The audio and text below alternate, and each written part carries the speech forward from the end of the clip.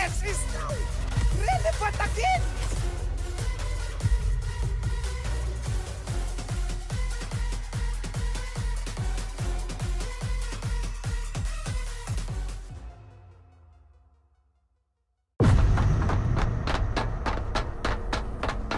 Something's going down on the eve of 2022. A night of partying, music, games, and giveaways. All for you.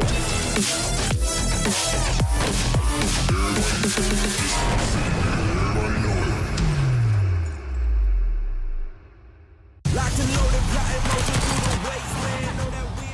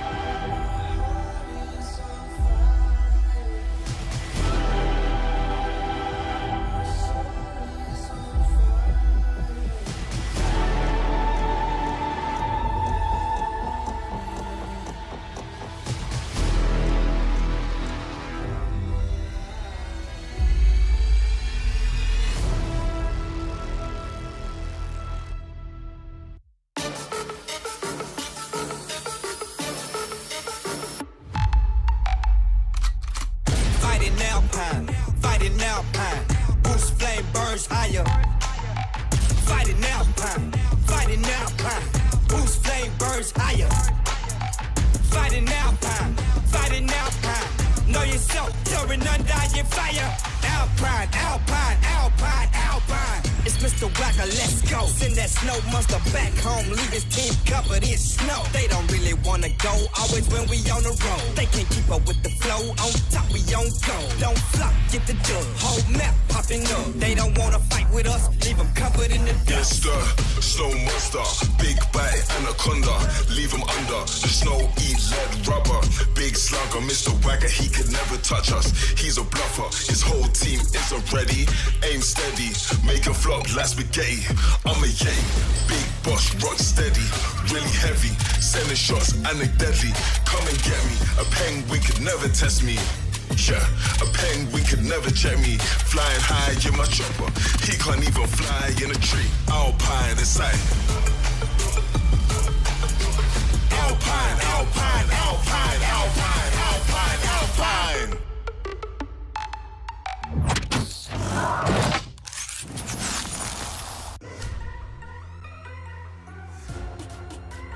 Liners with 2 members remaining. This is going to be chaotic right now. Oh my God, eto na nga po. The Annihilation Massacre. Pinadouble vector mag-control ang corner mag-Rory. Naku po, pinasok. Oh my God, the one man. Naku po, pagkakata na meron ka namang waka-waka. Ang galing naman ng back-up yun, pero naiibig siya. Bloody Heads is now relevant again.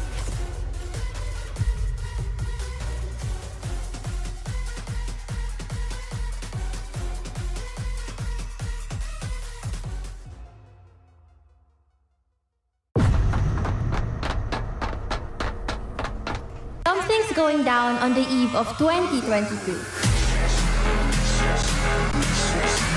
A night of partying, music, games, and giveaways. All for you.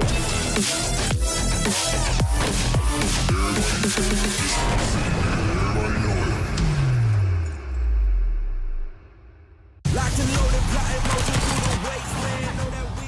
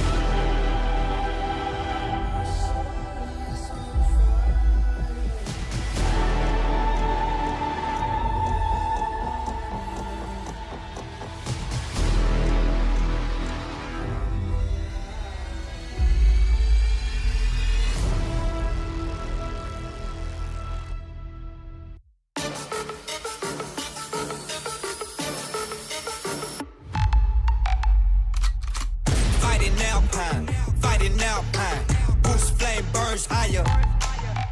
Fighting Alpine, boost flame burns higher.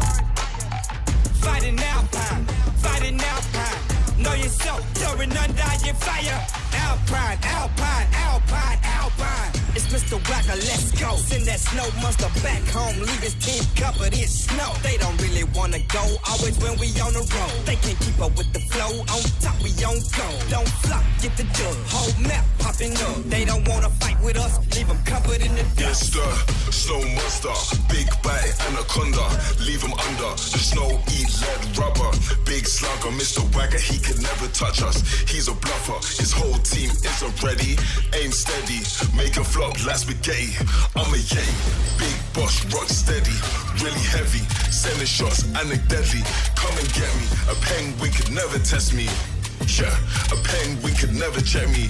Flying high in my chopper, he can't even fly in a tree. Alpine inside.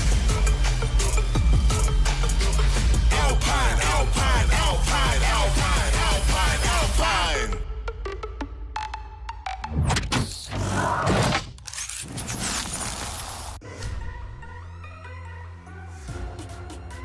Liners with 2 members remaining. This is going to be chaotic right now.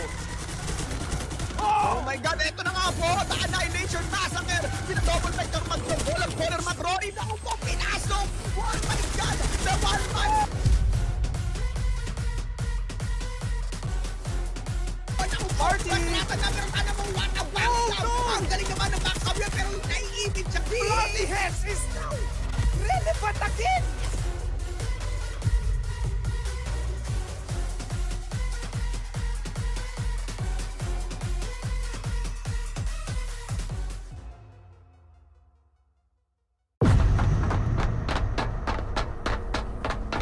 Something's going down on the eve of 2022. A night of partying, music, games, and giveaways. All for you.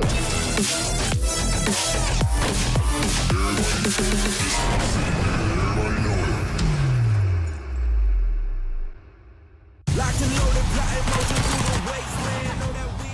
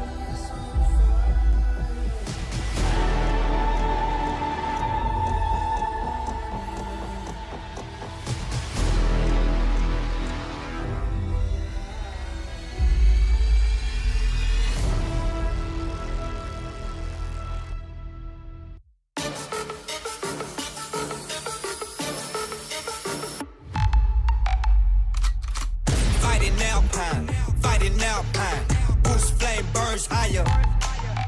Fight it now, pine. Fight it now, pine. Boost flame burns higher. Fight it now, pine. Fight it now, pine.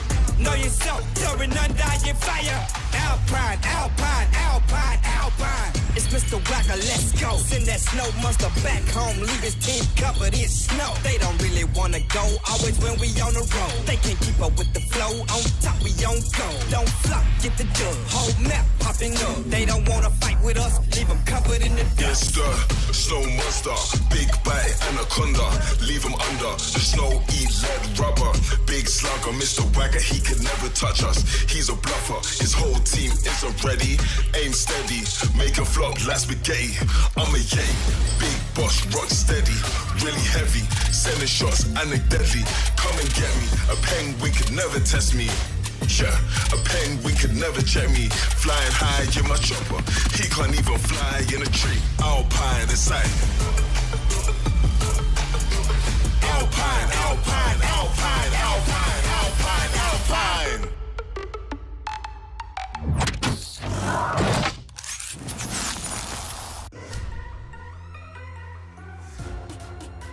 Liners with 2 members remaining. This is going to be chaotic right now. Oh my God, eto na nga po. The Annihilation Massacre. Pinadouble vector magtunggol ang corner mag-Rory. Naku po, pinasok. Oh my God, the one man. Naku po, pagkakata na meron ka namang waka-waka. Ang galing naman ng back-cover pero naiibig siya. Bloody Heads is now relevant again.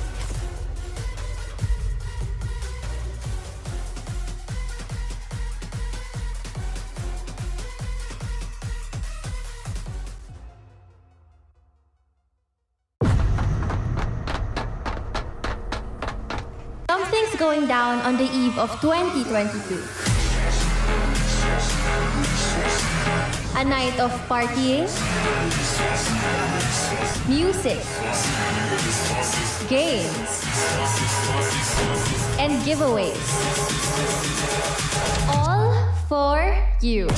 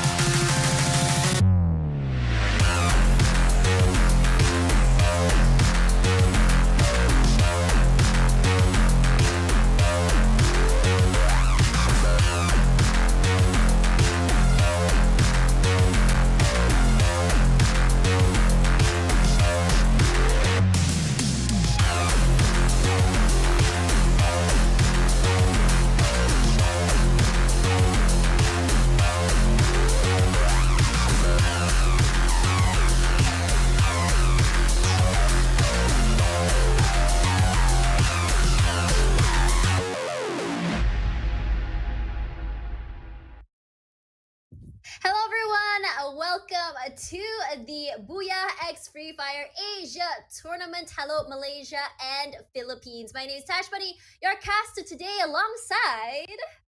Oh baby here! Wow! Hello Tash Bunny.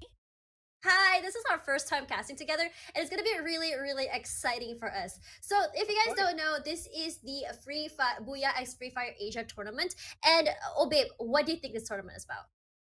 Wow, as we see day by day, the Free Fire tournament is even more spectacular, and Free Fire will always try to bring more various tournament and contents for you guys to enjoy. As for now, 6 countries will finally meet in an Asia tournament.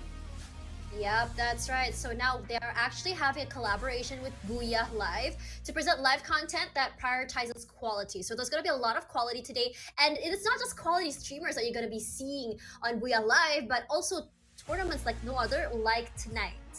Yes, of course. This is the first time I've seen a streaming platform that often hold international tournament like this. But by the way, may we introduce what is BOOYAH X Free Fire Asia Tournament? Yeah, that's right. So BOOYAH X Free Fire Asia Tournament is an international skill tournament, and this is also the result of the BOOYAH live stream platform throughout Asia right now, with Free Fire Malaysia, Thailand, as well as Philippines. So the stream that you're watching right now, this English stream, is going to be broadcasted to you guys over in Malaysia and Philippines. So at the end of 2021, which is right now, we're in December, BOOYAH fans and survivors throughout Asia will witness who is the most powerful team right now, consisting of streamers as well as KOLs here in Asia. Wow, that's the strongest in Asia, right? Yes, that's right. So, you know, they don't only get a title, but because we already saw in the video in the beginning, the winning team will be representing their country as champion, and they'll also be getting a really cool trophy as well as a medal. So, it's not the one title, but there's another title? Yep, that's right. So in addition to the teams and the countries that won the titles as well, so there's trophies and medals for the players who performed really well by achieving the highest number of kills in the tournament. And of course, for those, we have the winners, right? So we have the winners and the trophies for the medals, but a new title called the Predator for teams with the highest kill count. So as we all know, in Free Fire, it's not just about getting those kills. It's not about getting all those BOOYAHs. It's also about getting and seeing who can get the title as well. So there's 2 different titles, or at least things to go for tonight. Yes, we have the champion and of course the Predator, yeah? There are so many titles, and surely they will be very enthusiastic in competing. Yep, that's right. So right now there are actually, oh babe, how many teams are going to be competing tonight actually? Well, a total of 6 countries participate in this tournament. There will be India, Vietnam, Philippines, Thailand, Malaysia, and of course Indonesia. That's where you're from. Yeah, where you're from. And then here, I'm from Malaysia. So yeah, we're represented. We're all represented. And you know, there's a lot of countries, and you know, there's gonna be 2 countries from each, 2 teams from each country. So there's a total of 12 teams, and each country is represented by 2 of their best teams. So I'm really interested to know which teams are gonna be representing Malaysia and which teams are gonna be representing Indonesia. Yes, and we of ML Survivor really have to support their streamers to win the title or become a predator. with hashtag Lakase FFPH and of course hashtag Pinakasalam for Philippines. Yep. Go That's Philippines! Yeah, there's the Pinoy Pride coming out right over there. So don't forget the hashtags there, FFMyBooyah and hashtag MyBole for Malaysia. Put that in the hashtags for any of your posts on Facebook as well as Instagram. Hashtag Lakas FFPH or hashtag Pinasakalam for the Philippines right over there. So do make sure to support your favorite countries and stay tuned because this tournament is not just for today. We're also gonna have another one tomorrow for day number 2. So you guys can witness who is the most powerful team consisting of streamers and KOLs here in Asia. Yes, of course. Let's support your favorite country and stay tuned for this one from December 18 and of course 19. But we're going to see the team lineup for the day. We have Team Indonesia right now from Timonas. We have Dimas FP, FDW, Asep, and Kruger.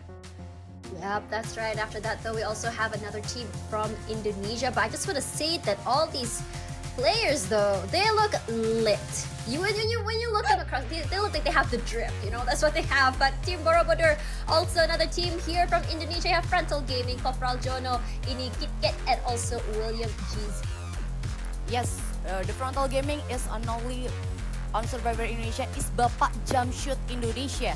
Bapak Jamshoot, why is that? Yeah, they good at shotgun. He's good at shotgun. Really good at shotgun? Okay, this is really exciting to see. I'm really excited to know about this. But of course, though, after this, we also have from India, Red Fort. We have Gyan Rishabh, Happy Prince Gaming, Gamer Zone, and X Mania. Happy Prince Yes, Gaming. Yeah, Why Prince honestly, Gaming? Not Prince Charming. he didn't want to bring the Charming in just yet. But oh my god, we have an all-girls team here. My god, oh my look, we have Slumber Queen, Gaming Yes. Girl, Cookie 18, and Bright Fox from Team Taj Mahal. Very classy. I love that. Love to see it. Still from India, yes? Yes, this is also another team from India. I love to see it. I didn't expect to see an all-girls team, but here we are. I'm very, very happy about this. Okay, but right now we're going for Team Thailand. We have what Arun 17 Arms, CU, Racha Lorte, and Bowser Gamer. Yeah, that's right. Also another team. I like how Team Thailand has matching names as well. Because the next team, though, is Team... I'm gonna wait for that to come out. There we go. What for? Jasmine's RIP Freestyle, FMP TV, and Ojo Gaming. I just want to say, Jasmine's, your hair is so cool. So cool. And of course, Jasmine is one of the pro team in competitive on Free Fire International, like we all know. If Wait, I'm seriously? not forgetting, yes, of course, from Thailand. That's really Okay. impressive. Yeah, so right now as well from the Philippines, we are moving here. Intramuros, Japitos Gaming, Maam, Rukawa, Makisik Gaming, as well as Viste Gaming. Yes, of course, we have another one from Boracay, still from the Philippines. We have Twinkle Gaming, Paragik, Wangbu FF, and Payaso Gaming. Yeah, Is there that's a right. clone You don't right know there? Parkour. Payaso Gaming? I think that's really creepy. I'm not gonna lie. It's actually really scary to look at. Looks like something out of Money Heist, perhaps, or even Payday.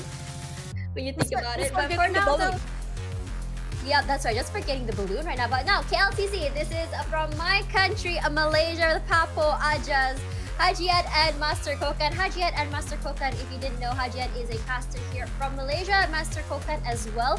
Personally, I have casted as well as hosted Free Fire here in Malaysia with both of them, so I'm very, very proud to see them there. Okay, the other one from Malaysia, we have Kinal Balu, Swa Gaming, Aku MRD, and Emi Gaming, and Avatri. So, Tess, you're going from Team Philippines or Team Malaysia? Team Malaysia, I have to represent my country, but AKO, Mr. D, if you know AKO, also another pro player here in Malaysia as well. For now, though, we're going to be heading over to Vietnam. Yeah, Ho Huan Kim is the name of the team with Ma Gaming, Man Man, Duke Mom, as well as Cham Kan 5. Chamkan 5. This is the first one. We're going to see the other team, of course, from Vietnam. We have Team Cho Bentan. We have Gil Gaming, and Kui Bai, Asmobile, and of course, Hung Akira. Asmobile, one of the pro team, of course, in Free Fire Asian. I don't know why, but I look at Us Mobile and I'm like, okay, I know he's a pro player. He looks so menacing. This looks so pro, right? Yeah, that's right. So for now, let's have a look at the standings. This is the format of the tournament we're going to be seeing today, where we're going to be seeing the international system being used for a lot of the tournaments we've seen here, where the first place, or BOOYAH, will be going off with 12 points and also 1 kill, 1 point. Second place with 9 points. Third place, 8 points. Fourth place, 7 points.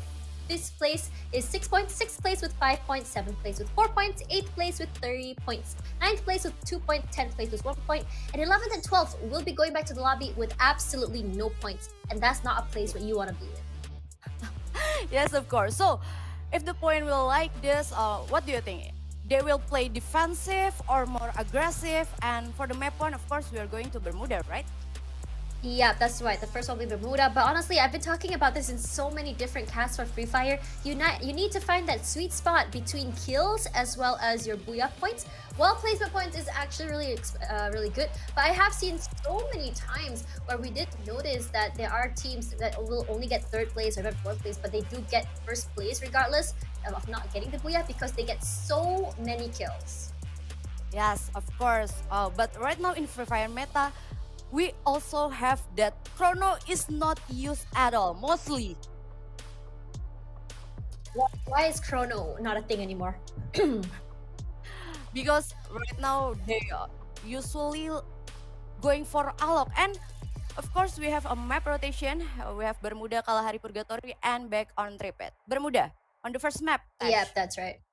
Yep, that's right. Bermuda, I think Bermuda is a map that everyone is very familiar with. It's the first map that came out here on Free Fire. Kalahari, not everyone will like this map because you know that they have high terrains. It's really hard to navigate through the map. And Purgatory, I don't think anyone really hates it, but it is slightly smaller. I think it's the biggest map amongst the three. So when it's big, that means rotations are going to be a little bit more annoying to deal with. Yes, of course. We have right now for all the streamers, right? Not the pro team. And for Bermuda, Tess, how's your prediction? It's hard for me to say for permissions. I mean, for me personally, I've only ever seen streamers from Malaysia play. So I can't really tell, but from what it sounds like, last time in MCP Major Season 2, Philippines was doing really, really well. So I wouldn't be surprised if Philippines just pops off on that map again.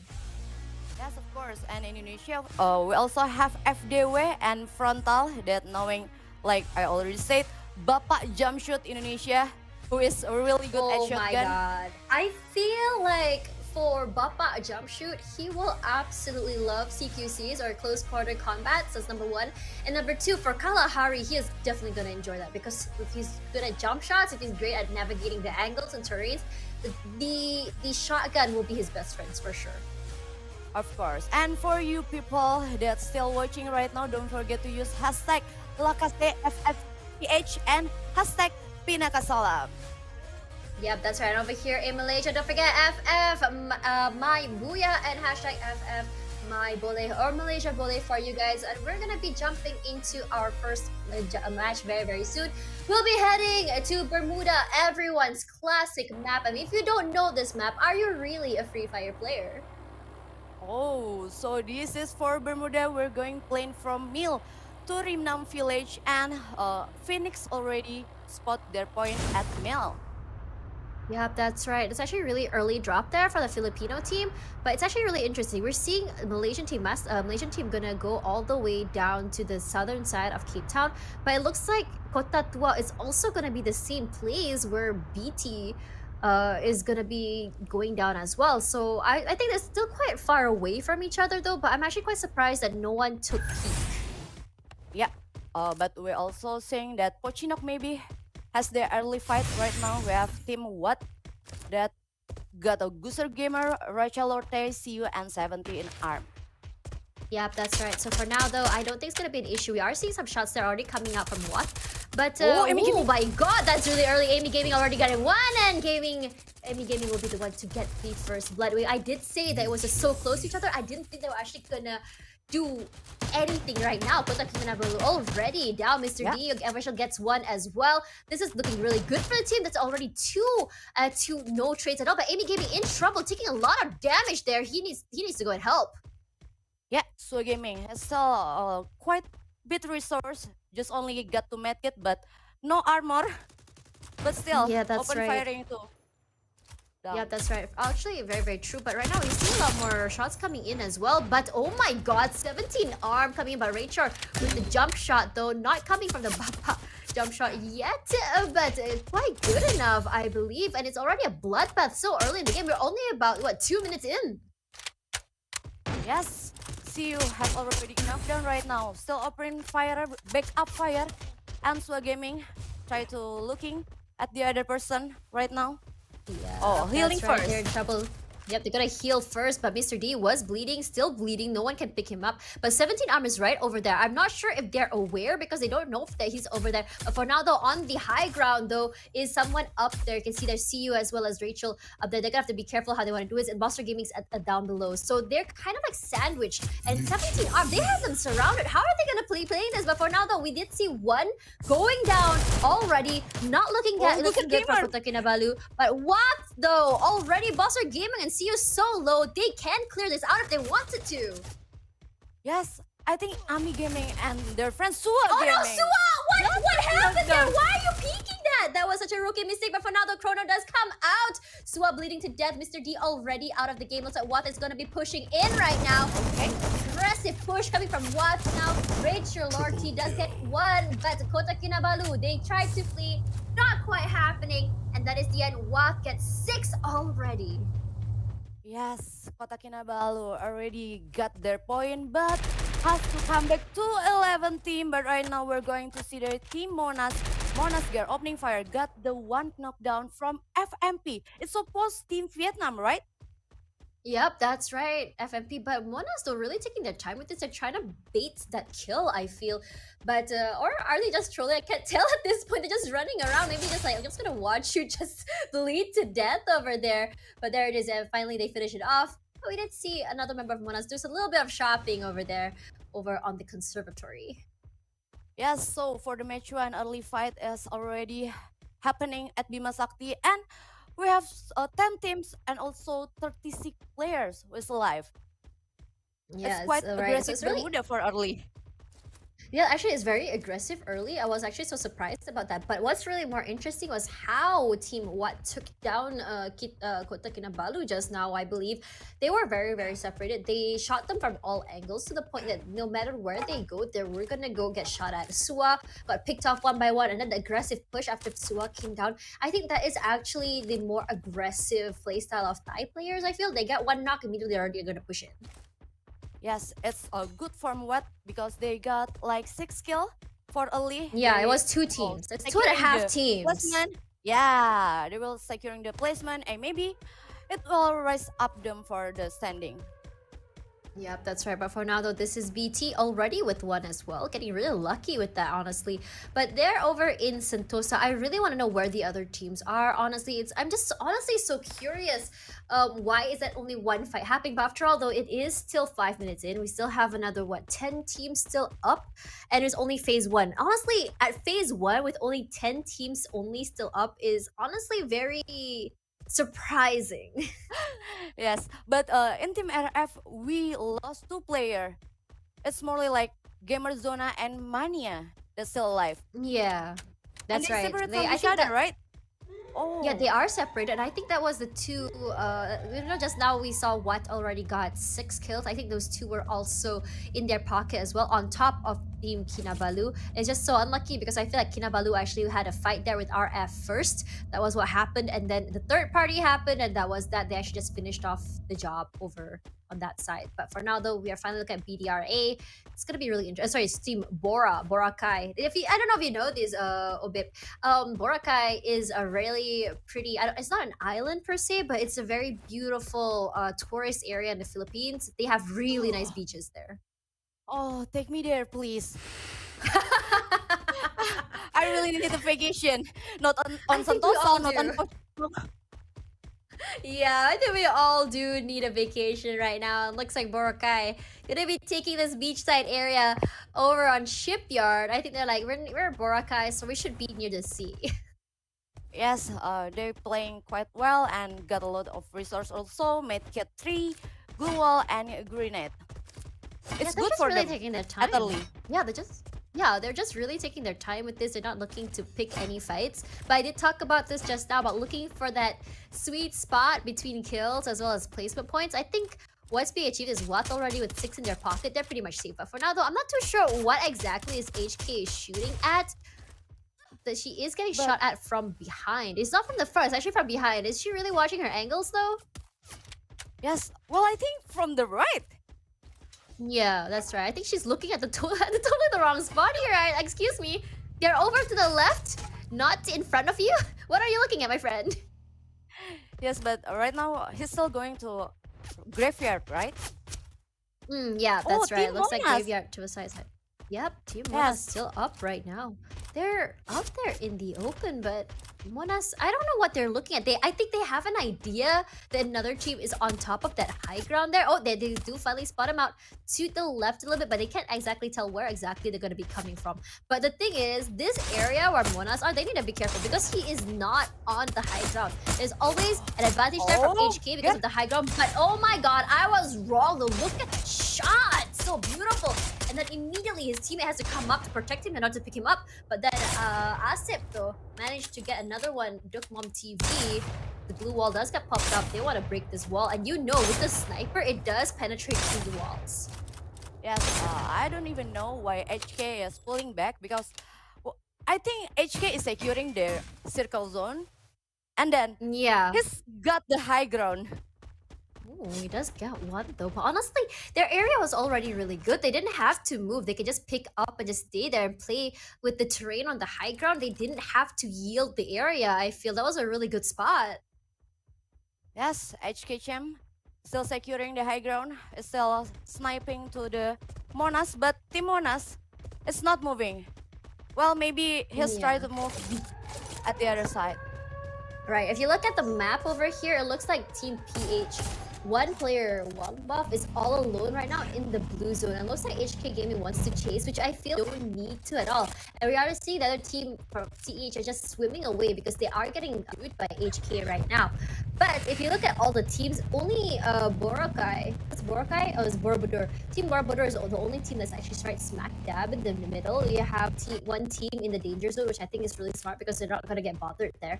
But the rest though, like KLCC and the rest are all playing on the sides of the circle, which I feel they're just trying as much as they can, or at least they want to avoid any fights. Yeah, well, we're seeing at Smart we have Team PH and Team RF that have a close call maybe because their position is nearly have opening fire right there. That's right. I actually really like how they're playing this. Mona's playing it real safe. The tree does come out. I'm surprised he didn't notice him, but for now though, PH Makasik Deadon finishes him off. That's 3 kills in the bag for them. They're so happy. Plus, look at the flies they're gonna get to pick up. And honestly, because it's Rukawa, because it's a girl, even more Yes, Rukawa, nice girl. Yeah, Nice exciting support to see a girl. Yeah, it's always exciting to see girls here playing in esports because we rarely have them. It's always so cool. It's like a special unicorn, I guess, if you want to say it. Or hashtag Lakase FFPH, hashtag Pinakasalam, hashtag girl power. Yep, the hashtag girl power. Just add that one in. But Red Fort, though, will be team out. 9 teams left right now with 33 players still alive. What's looking like the strongest team right now on this map? They were playing so... On top of that, though, Racha Lortai, he was just... Look at that. 3 pocket on his own. See you, just seeing you with no kills yet, letting his team do all the work. Yeah, if the resource right now 17 arm got no medkit because of what? That early fight on Bima Sakti and they not moving anywhere. But right now, position they got 6 kill. Yeah, honestly, they didn't really have the time to loot early, which is why I'm surprised about the early fights. Because one thing about early fights is that the winner isn't necessarily the best at gun fights or the best at skill. It's more of like which team was able to loot first, which team has the more resources to actually sustain that fight.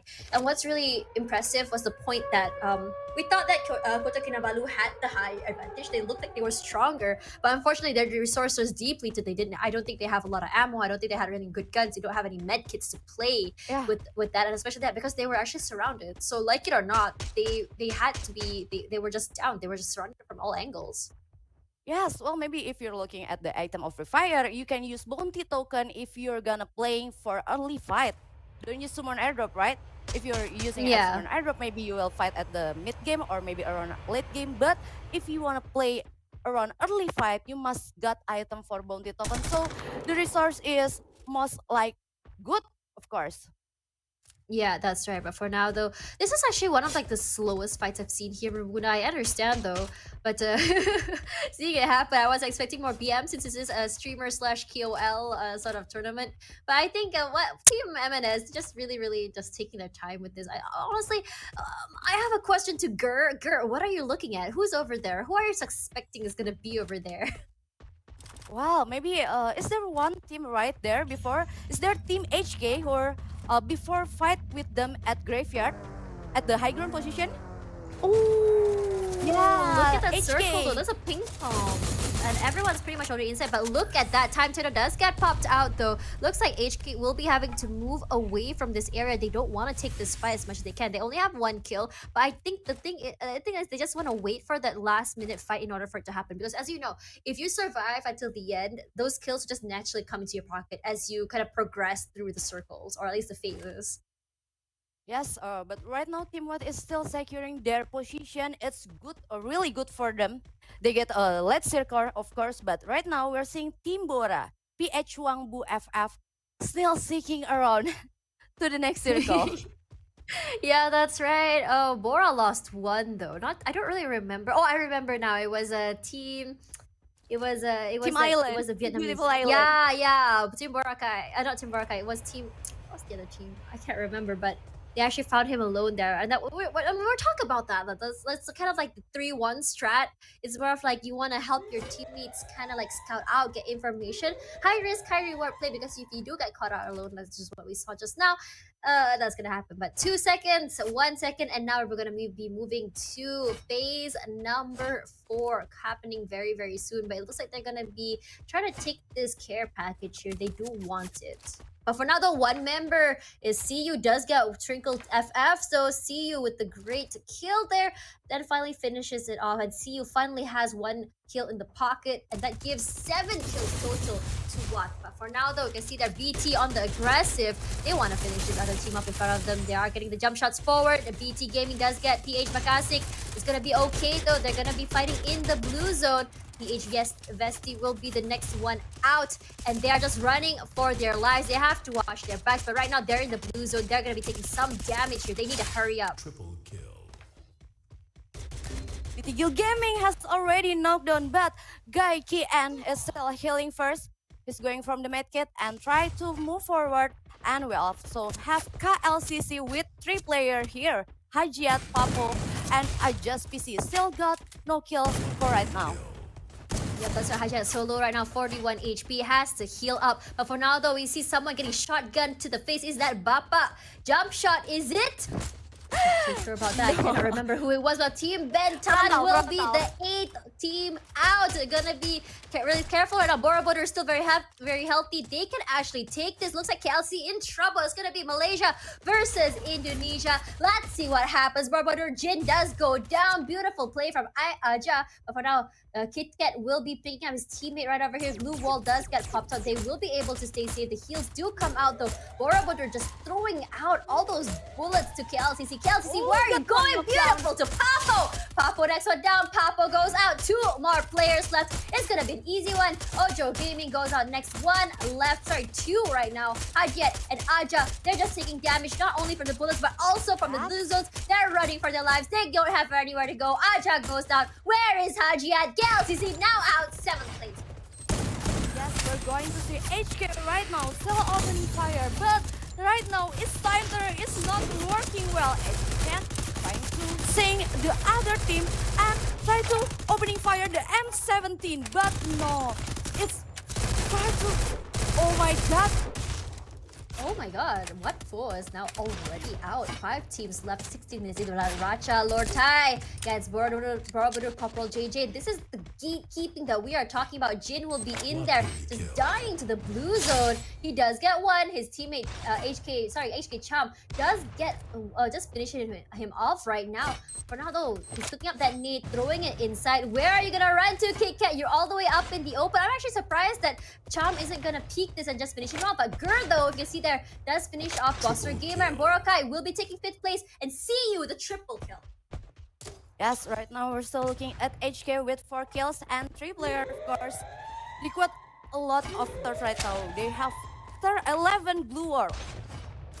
Yeah, that's For right. They have a Jam. lot of glue walls. They are going to be very, very safe right now. But Buster Gamer, though, right now, not a lot of utils in his pocket. Malaysia's already out. What now with 11 kills total? That's around getting 2nd place placement right now. We are on phase numbers of 5 right now. And look how many players still up. There's still 4 teams, 13 players up. But right now, though, look at that. Duke Mob just gets one, finishes it off. And this is a triple kill for them. And that's actually one of the most hard-hitting players from team what just now as well. For now, the what only with 3 left. See you bleeding to death right here. Does pop out this the push and does go triple kill. But what not a great place. 12 kills. Buster Gamer all alone 17, and that's Oh the my 3rd God. place for them. But here we are, 1 versus down. That's a shutdown for Monas. And right now, Monas looks so aggressive. They're going to be aggressively pushing forward. The Kit Kats are all alone. There comes the shotgun barrel, but 2nd place. And there we go. Booyah! Team Monas playing that for the placement points. And Monas Gur with 3.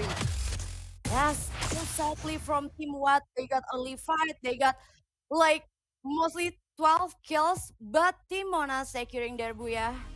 Team Monas is got draw point at around graveyard, right? Yep, that's right. That's the place that they played at. And honestly, when in the beginning we did talk about this, they only got 1 kill in their pocket. They weren't playing aggressive. They weren't looking to push. They weren't looking to fight. But the thing is, when you compare that to Team Watt, though, with 12 kills in their pocket, got 3rd place. It's around 9 points plus 12. That puts them way ahead than Team Monas. I don't know. I think Monas ended with 3 or 4 kills only. So we may not be seeing Monas up there on 1st place regardless. Well, maybe it's still Monas right at the top rank. How do you think? Monas on the top rank? I know. I or have a maybe Team feeling. Watt? I have a 12 feeling it's gonna be kills? what that takes. Yeah, it's 12 plus 9 for in terms of points when it comes out. But for now, though, we are gonna be waiting for the calculations. But for now, let's have a look at the how they played this right now. I'm actually really interested because, as we know, Bermuda is a very big map, and we aren't actually exactly getting like 64 players like we do in a normal tournament. But for now, let's have a look at the highlights and see what are the best plays that happened just now. What do you think, Obit? Yes, of course. We have Team Watt. I'm really excited how Team Watt playing. They got no resource. They got Bima Sakti and they really good at 3rd party. We see Kinabalu, Kota Kinabalu, right? The Yeah, first Kota party at Bima Kinabalu. Sakti. And they get all kills. 6 kills at early fight. It's That so good was for so them. early. Yeah, it was very early. I was actually so surprised at how they played it. But as well, Kota Kinabalu was what I was really surprised about was that they had some really strong players in there, especially from Suwa Gaming and Amy Gaming as well. Those are players that we are definitely talked about a lot here in Malaysia, but unfortunately they couldn't do anything. They were surrounded, and it's just so unlucky that their fight was 3rd party as well. But as they say, the 3rd party is a strat, so we're gonna be seeing how that first fight actually happened. I'm actually really curious because we didn't really get to see the whole thing just now, right, Obeb?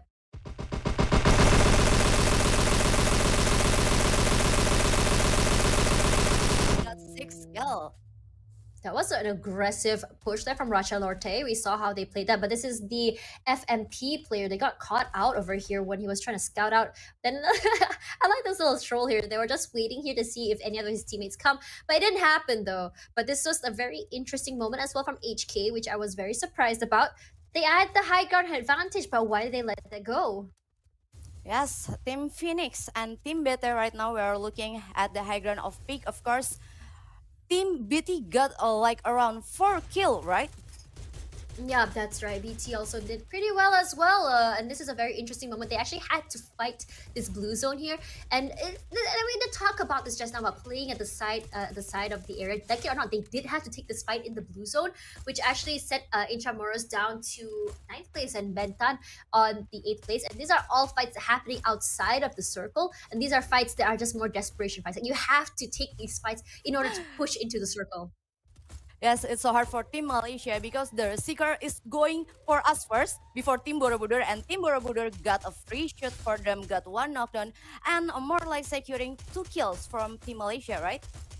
Yeah, that's right. But honestly, I wish I could see more from Team Philippines because we all know that after the performance during FFPO, we know that Philippines can be pretty deadly as well. But look at this fight over here with the shotgun, just so aggressive. Unfortunately, the shotgun reload just kind of like just kind of like. It's not a good wave to go because one thing about shotgun is that while it does have the firepower, but if you whiff that first and second shot, you have to reload, and you're against someone with like say a double vector. That's the end for you. Yes, it's more hard to use shotgun than double factor because double factor is good at firing and at rate of fire is so high for. Yep, that's right. But for now, though, that was match number 1. We're going to be seeing 6 matches in total today. That was a Bermuda. But that's only the first map. I'm really interested to see and how these players are going to be playing over in Kalahari. But I have a question for you, Obib. Did you Yes. see Bapa Jump Shot do any cool plays just now? Oh, it's not performing well at map 1. I hope more map 2 is good performing from Bapak Jamshid Indonesia. Bapak Jamshid Indonesia is from team Borobudur, I suppose. Team Monas. Yes, that's right. I mean, second I was team. really excited. I really wanted to see those jump shots. I mean, we did see a jump shot, but it wasn't from Bappa jump shot. So I'm wondering if they copied Bappa jump shot. Perhaps that was probably the thing. But maybe maybe in Kalahari would be the map. So I have a question for you. Since you know a lot of these Indonesian streamers as well as their KOLs, which one out of them do you think has the highest chance of securing a BOOYAH tonight? Well, if you're looking at the streamers from Indonesia, we got FDW and of course Skruger. They got joining the pro team from Indonesia and joining the competitive on the pro esport Indonesia from Garena Free Fire. Yeah, I see. So it's not just KOLs and streamers, that we do also have some pro players as well, which is really really exciting. And honestly though, if you're watching this, Master Kokan, I expected more from you. so me and Master Kokan, we have this friendship, right, where we just kind of like blast each other, just flame each other, just like expected more from you. And also Hajiat. So whenever Hajiat casts, he's always screaming out loud, and he's always like, "Why did he do that?" So now it's my turn. Hajiat, why did you do that? Why did you play the side of the circle? Why didn't you go inside first? Disgrace. So if you're looking for Team Malaysia, yeah. so if we're looking from Team Malaysia, we're now going from Kalahari for map 2. Who is the strongest Yes, you are gonna be. in Kalahari? Is Kota Kinabalu or the other team? I have to say it's gonna be Kota Kinabalu, perhaps. KLCC, it's not that I don't trust in you, KLCC, but you know, we've talked about this before. Hajian has all the sleep service, hides in the back. And Master Kokan as well. All lip service, no bark. But when you look at Kota Kinabalu, we do see some pro players, or at least some team managers as well. We have Mr. D, we have Amy Gaming, Swa Gaming. These are all, from what I know, are in pro teams. I'm not too sure if they are actually pro players, but they are definitely well-known players here. I'm pretty sure Mr. D has actually competed in MCP majors before as well. Okay, so there's from Indonesia and from Malaysia. How about the other countries in Kalahari? Any prediction from you? Okay, it's hard for me to predict because personally for me, I have never, I don't really know the players from India. I'm not really familiar with players from Thailand, but it's going to be really exciting to see. But right now though, let's have a look at the current standings right now with Monas here. Wow, I was so sure that Wat Arun will be the team that's up there, but looks like they're tied. And the only reason why Monas is taking number 1 right now is because they have the position points. It's a good thing, a concern thing really from the point of Garena international scale tournament, that it's need a balancing in placement point and of course skill point. It's so tricky. Yeah, that's right. You have to find that sweet spot between kills as well as the placement points. And honestly, while it is not great that they got second place, but in terms of total points, though, they are evenly matched. I think what Arun has really found that sweet spot, which is really good. All they had to do was survive a little bit longer, and perhaps that'll be a different story. But now the third place is going to be Badur with 12, same as Juan Kiem. Bentan, the sister team, will be at fifth place with 9. Watpo at 6 with 6 points. Boracay with 6. 8th place with Intramuros with 5, alongside KLCC Kinabalu with 2. Red Fort getting 1 point, and Taj Mahal will be the team that will be going out of round 1 with 0 points. Yes, but chill and relax. It's still the map 1. We got 6 map right now for day 1. So that's right. For this runner-up team until 12 team, just chill and relax, and good luck and have fun for the next map because the next map is Kalahari, and of course Kalahari is knowing like the map that you can get a lot of kills in Kalahari, and of course in that's Purgatory right. there a lot I feel like change for team fight and third party. Yeah, that's right. I feel like for Kalahari, those who prefer the long range weapons like a double sniper would be doing really well because of the high grounds that they can get. It's so easy for you to spot out players.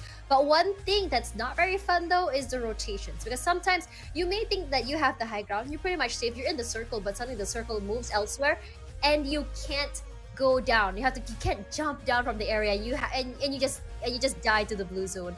But for now though, my question for you is, Obip, from the team Indonesia, which team do you think will be performing well, or at least your prediction for Kalahari? Well, maybe Team Monas is still securing their back-to-back BOOYAH maybe before Kalahari and Bermuda. But from the match, from we start the match 2, we're going to the break. So we'll see you guys soon after the break. Things going down on the eve of 2022. A night of partying, music, games, and giveaways. All for you.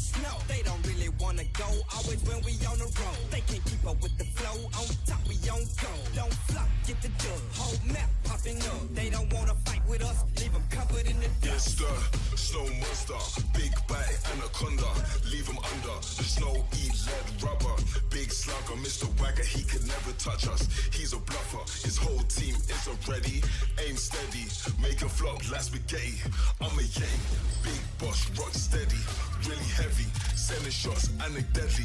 Come and get me. A pen. Oh, hello everyone. Welcome back to the Free Fire BOOYAH X Free Fire Asia Tournament Day 1.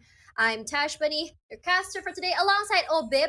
But it looks like Obib is facing some technical difficulties right now, so no worries.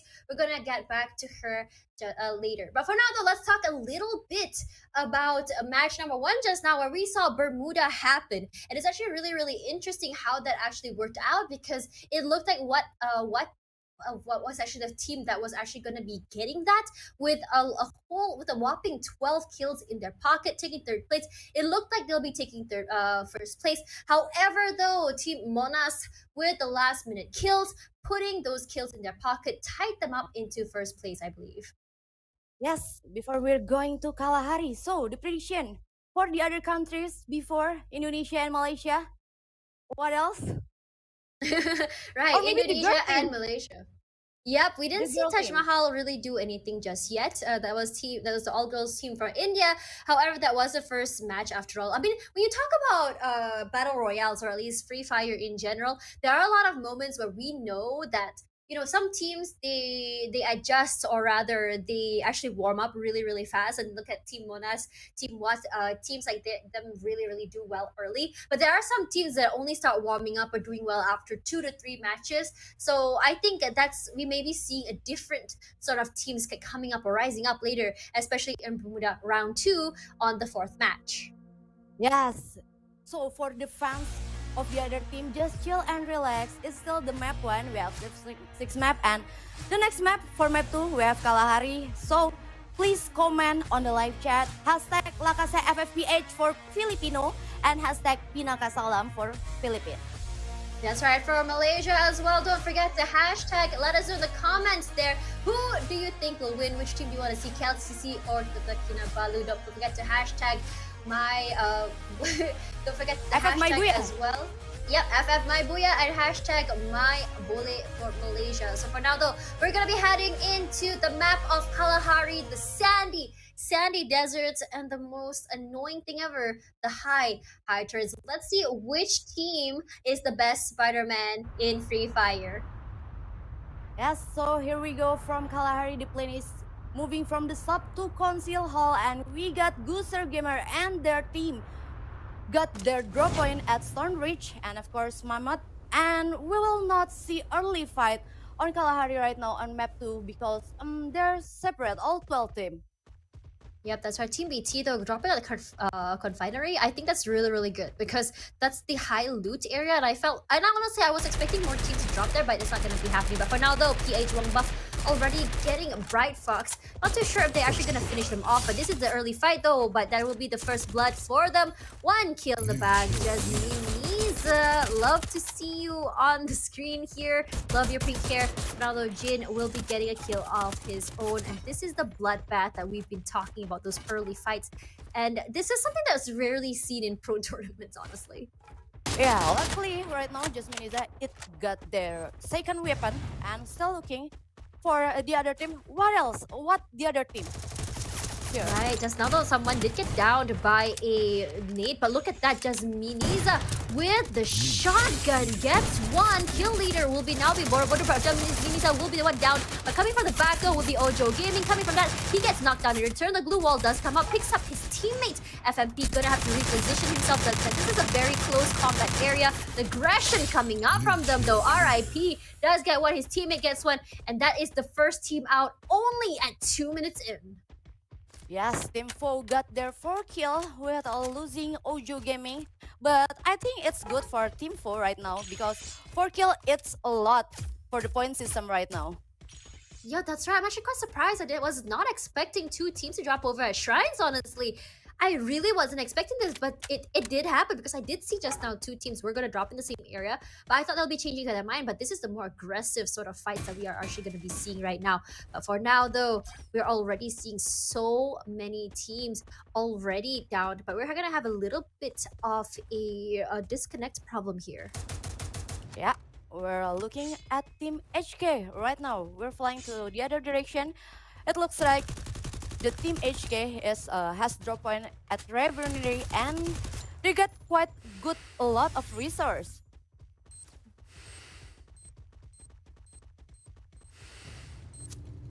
Yep, that's right. For now, though, this is HK coming in here very, very healthy still right now. But the thing is, I think like this is a very honestly, I would expect more fights to be happening here, so close to the middle of the map. But this is HK though gets flashed, but no follow-ups from the side of PH. He does cook up a nade. He's ready to throw it out, but does it actually hit to Twinkle? He does! Oh my god! Look at the down! He's gonna be finishing off. That's 1 kill a bag for him. Yes, HK Champ finally securing their first kill right now for Team HK. Well, we're not seeing the other of Team PH. They has pulling back right now to the ground, lower ground area. Yep, that's Okay, right. For opening now, fire. though, we are seeing those shots that are coming from that side, and looks like HK Cham is just so aggressive. He's just ruthlessly chasing after all his kills. He's one person that you do not want to cross. You see him in pubs, you're just gonna be like, no, no, no, I don't, please don't come after me. But for now, though, Veste does knock down Papo. Yeah, we're still looking for HK Champ. And right now we have Team Intra for Philippines. Japitos is still looking for the Aspici team. Right now, I'm still looking forward. And look like we're going to close combat. Japitos opening fire. Okay, they get one of them from Team PH. And Rukawa has returned back to the lobby with Haja. the MC40 to Aspici. Oh my god, it's Oh my god, Haja! Oh my god, Haja does get one! Papo does go down, but Japitos. Haja does finish off Japitos. But from the far, his teammate is backing him off. Their double vector here from Makisik. Will he be able to do anything? But for now, though, Hajiat though will be jumping back and forth. Right now, Veste does get a knock onto Papo. What's gonna be happening? Aja pushing forward here. Makasik dropping to the glue wall. The heals do come out over here. And for now, though, Makasik's gonna be healthy right behind her, but not too sure why they're not pushing in together. Yes, right now they're turning on the Alok and looking for the close combat more on Azaz Pizzy with double Oh my vector. Get her knockdown. So beautiful though, Haja does get one. So pretty. Vest doesn't want to get too close, but honestly, that was probably the reason why they lost the fight. Vesti, it was just way, way too far. But now Vesti is just all on his own. And for Team KLCC though, only Aja's PC as well as Hajit, but only 2 alive. They're gonna need to be careful how they want to play this. But for now though, let's have a look here. Hajit does know that Vesti is hiding there. He can't do anything. He does cross the crosshair, but he doesn't get the headshot though. He's going prone. He's stuck there. What are they gonna do about it? What are they gonna do about it? Yes, Hajiat is still looking to PH fast. Well, they get to move forward. Maybe opening the glue wall and try to... Oh, looks like that's not gonna be happening, but this is Kit Kat over here. They're already bored, but they're looking really good. 3 kills already in the bag. HK rest running for their lives. They're looking pretty scattered right now, and they do have the high ground from Borobudur. If they're not keeping out of sight, if they get picked off here, that's the end for them. But for now, though, there we go. That's Man already won. I just talked about this, and his teammate is just keeping quiet. Does he know that Cham is over there? I think he's about to find out. Running forward now with Shetty out in the hand, but I'm surprised that Cham is not hitting him from the back. Oh my god, Team Intramuros has returned back to lobby at 11 position, and we're looking at KLCC right now with their 4 kills, but they got only 2 player, Hajiat and Ajas PC. Yep, that's right though. We are seeing a deja vu moment, the same one we saw in the previous map just now. And we did talk about survivability. You want to take a fight, you better make sure that your teammates are going to be healthy. But for now, the Borobudur are going to be running up here. I mean, like, when you talk about Borobudur, like, I think they're just taking it so... They're just so calm and so easy. We saw them taking fights. They took a fight, and they just called it away. But the thing is, I'm surprised that Cham is still alive. How are they not seeing him? They passed him so many times! Yes, Yeah. and Borobudur. Yeah, that's right though. But the thing is, like, I don't know if they're very aware that Cham was there or not. I think they suspected that someone was there, but they didn't act on it, I feel. But they're just gonna keep very healthy right now. There was also another member right there outside of the circle, but they didn't really move forward. That's HK Cham over there. He's just gonna be keeping as quiet as a mouse though. But KK is still very healthy, surviving a lot longer than he did last game. Tries to get some shots into Monas. I don't think Monas will be the team that they want to pick a fight with, especially after what happened in last game. But of course, they don't know. But the circle, though, will be coming up to the the northeast area where it's going to be happening, and where Hajiad Yes. and Ajas will be the danger zone. And we're looking at 10 teams right now for the Circle 1 at Kalahari and Map 2. And with the drone view, we're looking at the common post. Is there 3 team at common post? Team Monas, Kota Kinabalu, and Borobudur team at one spot. Yeah, that's right, KK though. With the third party, they want to stop this from happening. But for now, the grenade does come out, doesn't hit anyone. But look at that beautiful shot there going to Amy Gaming. Amy Gaming's now out of their way. Gets one over here. Now KK lost one, but it's okay. Mr. D is healing up. Sua Gaming does get one in return. They are getting it, but Sua is playing the double vector, but he actually just locked himself in this little area here. He gets another one. Oh my god, it's looking really good, Mr. D. One more from Sua, and Mona's not looking very good right now. Looks like even though with 3, they're doing very well. And Sua Gaming, though, finishes them off. Great performance, leaving Monas with only one player running with his life with his tail between his legs. Oh my god, just get the BOOYAH for the map 1 and for the map 2 too. Monas is finding hard on Kalahari. Yeah, that's right. We were talking about this just now. I did say that Kota Kinabalu is a force to be reckoned with. It's just so unlucky that they got caught out early. But it's okay though, because Monas does have a getaway vehicle. He's going to be running for his life. But look, who's in front of him. It's actually Team 1H.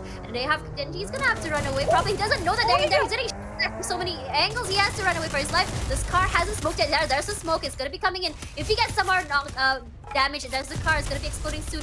He is just running from his life. The glue wall comes out. The inhaler comes out as well. He's getting shot at from so many different angles. Not great to be Gur right now. Yes, it's so hard for Monas Gear because if you're looking at his resource right now, the glue wall, it's only one glue wall left. It's so hard, Yeah, and they're that's looking to the right. back. Yep, that's right. Here's Bosser Gaming. What H this time round though? Not putting any kills in their pocket just right. This is very different than last round's tempo, where they already pocketed 6 kills so early, and it seems like they're just hunkering down in this house over in this area. They haven't moved here for a while. They were really just really defending this area. They didn't even want to chase after, but for now though, here's one player running in front. He has a motorcycle, but surprisingly he is surviving this. The whiff though coming out, it looks like Chomp will be in trouble, and 17 Arm will be obliterating him, and that's the end for him. Yes, with the 9 team alive right now, Wet is playing more defensive. Yeah, that's right. It's a very different team. It's so surprising because Racha Lorte was the player that was just so aggressively pushing. You have the jump shots and everything, but we're not seeing that from them right now. But we're actually seeing some players actually push out in front of them. But even then, look at them. They're just proning, just waiting for that.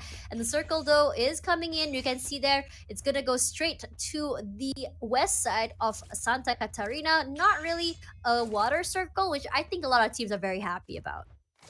Yes, right now we're looking at Team Wet still at their compound right now. Yeah, that's right. They haven't moved right now. I think it's best if we could move somewhere else, because I am really interested in Team KLCC with 2 players still alive and the same strat they've been using last game and this game. Once again, they're playing at the side of the circle. One thing though, playing at the side of circle means that you are not going to be needing a lot of teams, but pushing into the circle is the problem that I'm actually very worried for them about, because then they're going to have to take a fight in order to push into the circle. That's the reason why KLCC went out last game. But for now though, let's not talk about KLCC, let's talk about KK, who are right now in the danger zone. Get into the house, my friends! Protect yourselves! Yes, Sua Gaming securing their 2 kills from Team Monas, right? They're so good at double factor. Yep, that's right. But just Miniza, though, are now out of the game thanks to Jin. Here's KLCC still surviving so long with 2 kills.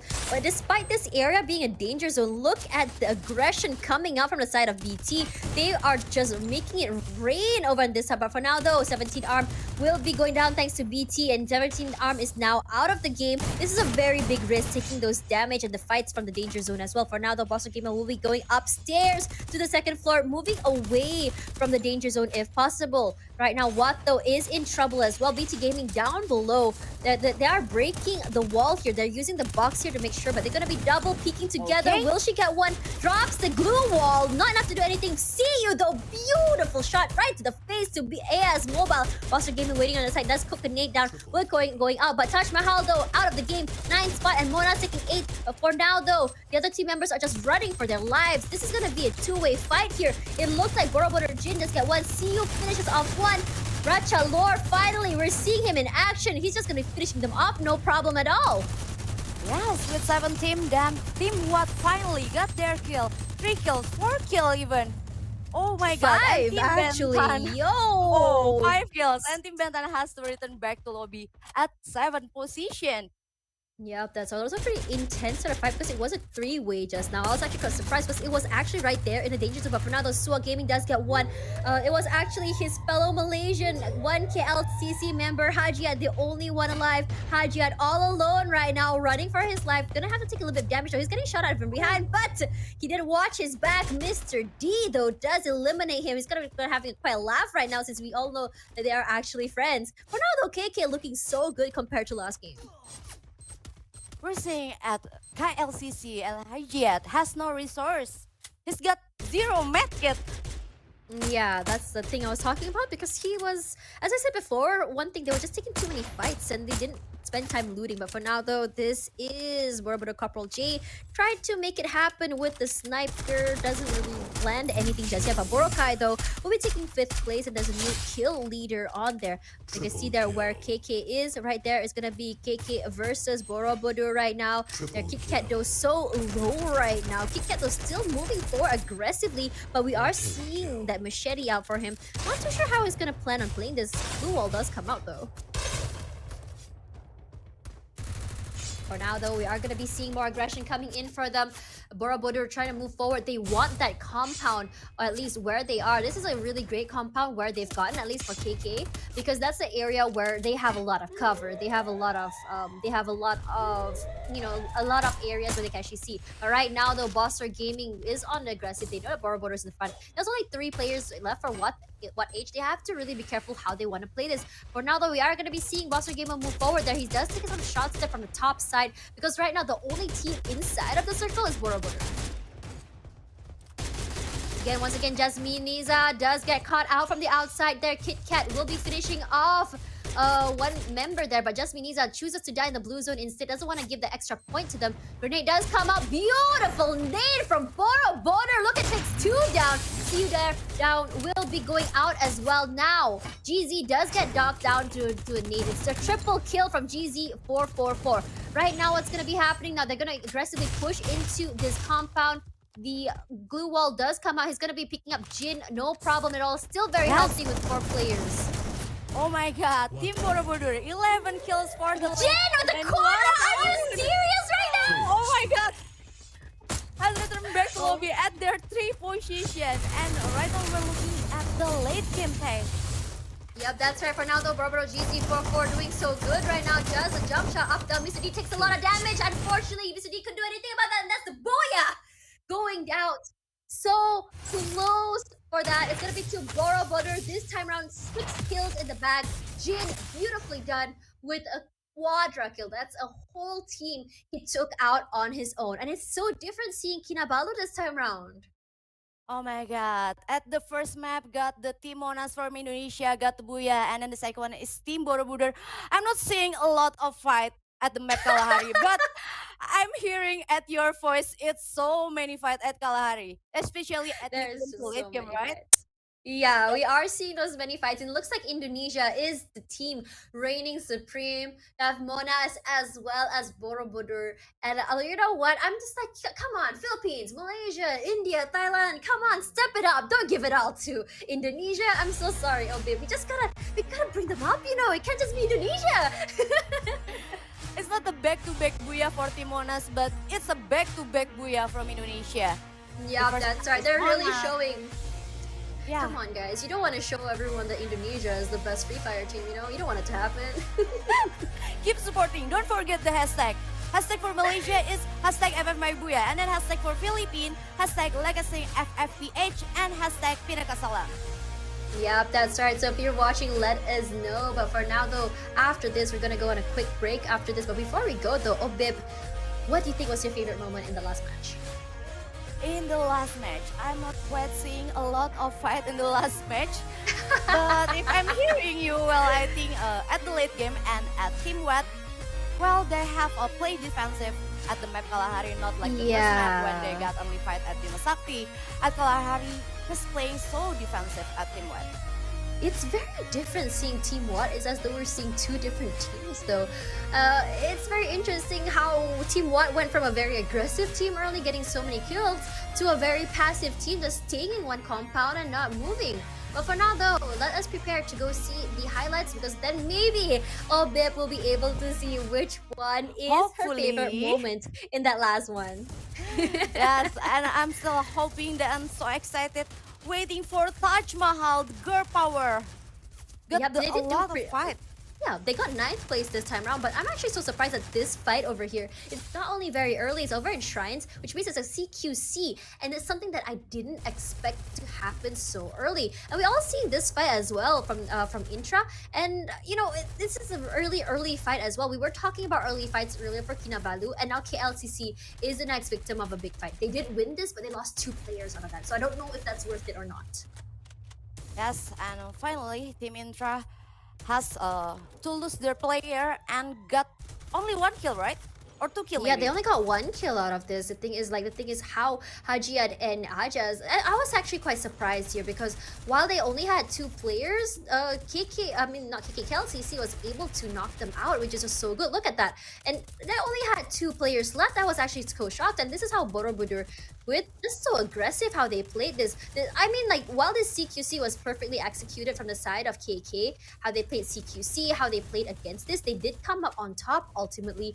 But to see you though, I really have to give it to him. While we did have Bapa Jump a shot jump shot Indonesia. from Indonesia, yeah, but see you for 2 games in a row has been getting triple kills with shotguns. But I also like how Sua Gaming playing double factor, or maybe Sua Gaming is Bapak double factor Malaysia, or no? I mean, honestly, I wouldn't be surprised if he is, because how he played that was just really well, how he moved around. Because if you know that if you play with the double vector, what's really great about double vector, it just that gives you that the ability for you to run and gun. Run and gun is something that is just so underrated, and it's just so good for Free Fire, because you have that high damage and you are able to just swing around and weave around all that damage and bullets around that's happening. Yet, but there's a map too. We're going to map 3 at Purgatory. So, how's your prediction, Taz? On Purgatory, is there Kota Kinabalu finally rising up, or maybe from the other team? Who's the other team from Malaysia? KLCC. Yeah, it's hard for me to say anything about KLCC. KLCC though, because it looks like they're consistently losing 2 players so early. We are seeing Ajaz PC as well as Hajiat just surviving till the end. It's just not good. Kokan, what are you doing letting Hajiat carry the game? Come on, man. Kokan, you are disappointing me, my dude. You are disappointing. Oh my god. So, that is the Yeah. message for Malaysian team from Taz, but we're looking from the standing right now. So, here's the standing until match 2, yeah? Yeah, it's gonna be for match 2 standing. It's gonna be really interesting to see it. But honestly, though, we didn't really see like a lot of kills happening like in round 1 from the side of what age. So let's see which team has it. The kill points though. Oh my god. Okay, I'm so sorry. We were wrong. So Borobudur though. Actually no, this will be current settings of round 1 and round 2. And this time around though, Borobudur will be taking up first place right now with their performance from that round is now 36 points total, with 15 kills in the bag and 21 position points. But Arun though will be overtaking Monas with 33 points. Monas, so because they didn't really perform that last match, they were really behind in points though. Look at the gap between what Arun and Monas is, around like 11 points, 9 points there. So it's very doable to catch up, but still quite a big gap there. Watfo though will be with 18, Kinabalu with 17, looking much better this time around. Boracay with 16 at 6th place.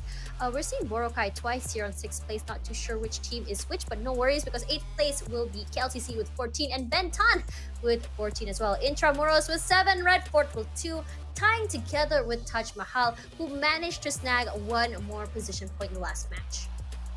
But like you say, some of the team of Free Fire is warming up a bit late. So, it's for the 2 maps. We'll get 4 maps if there's maybe from the runner-up or maybe from 12th position, still want to catch up, still want to raising up to the top rank. It's still there's possibility for you guys to catching up. And of course, the third map is we're going to Purgatory. Yep, that's right. Purgatory, though, it is a very, very big map with such a wide area. If you are spotted out first from a high ground, it's gonna be instant death, especially from that headshot. But surprisingly, I'm actually very disappointed that we're not seeing a double sniper sort of comp right now. It was very popular last season, though, the double sniper, but we're not seeing it this season, though, and I wonder if it's because it got nerfed. Yes, right now in Free Fire, especially in Indonesia, we got a lot of close combat.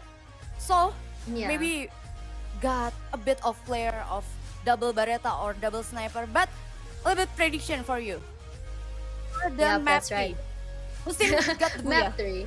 Oh, not too sure. Really hoping for Kinabalu, but hopefully Master Kokan, though, from the side of KLCC, please do something. Don't go to the lobby early. Come on, don't do this to me. But for now, though, we're gonna be preparing to go for a break. Don't go anywhere. After this will be map 3. So we'll see you guys in a little while.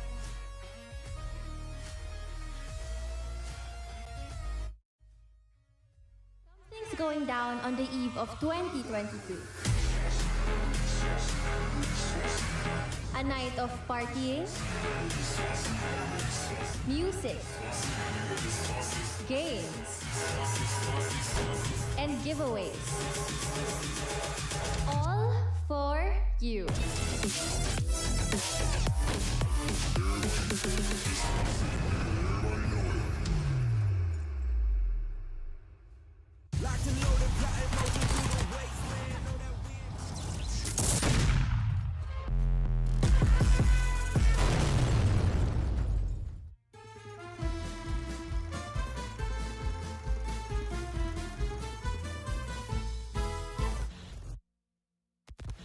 Oh partigiano, portami via.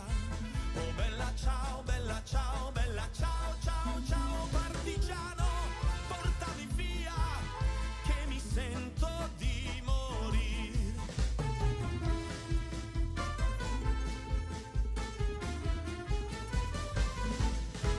E se io muoio da partigiano, oh bella ciao, ciao, ciao, ciao, e se io muoio da partigiano, tu mi devi seppellire.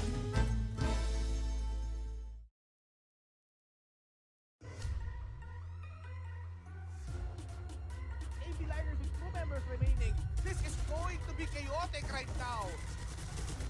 Oh my God, eto na nga po, the Annihilation Massacre. Pinadouble vector magtungkol ang corner Magroni. Naku po, pinasok. Oh my God, the one man.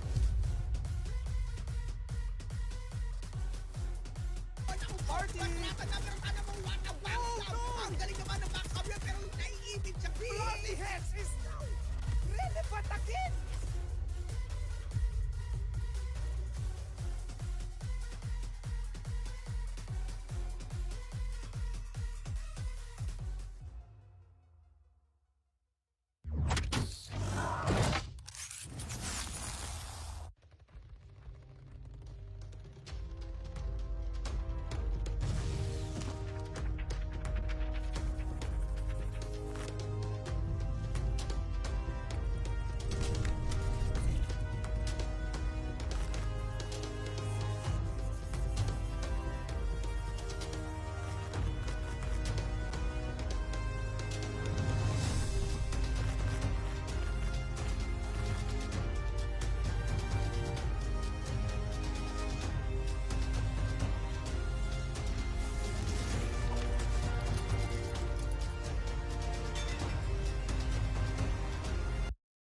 Yes, welcome back at BOOYAH X Free Fire Asia Tournament, and still with me, oh baby, and my partner here.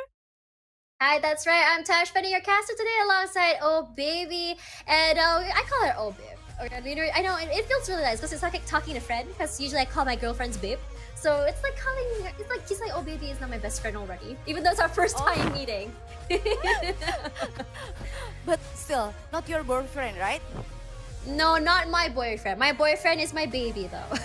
So there's the difference between my girlfriends as well as my boyfriend. But for now, though, we have seen two matches, one in Bermuda and as well as one in Kalahari. So just now we had a little bit of a mix-up there onto the standings. So we're gonna have a look at who actually got 8th place because we saw KLCC twice. I mean, to be fair, though, in Malaysia, there's 2 towers for KLCC. So technically, maybe that's why there were 2 KLCCs.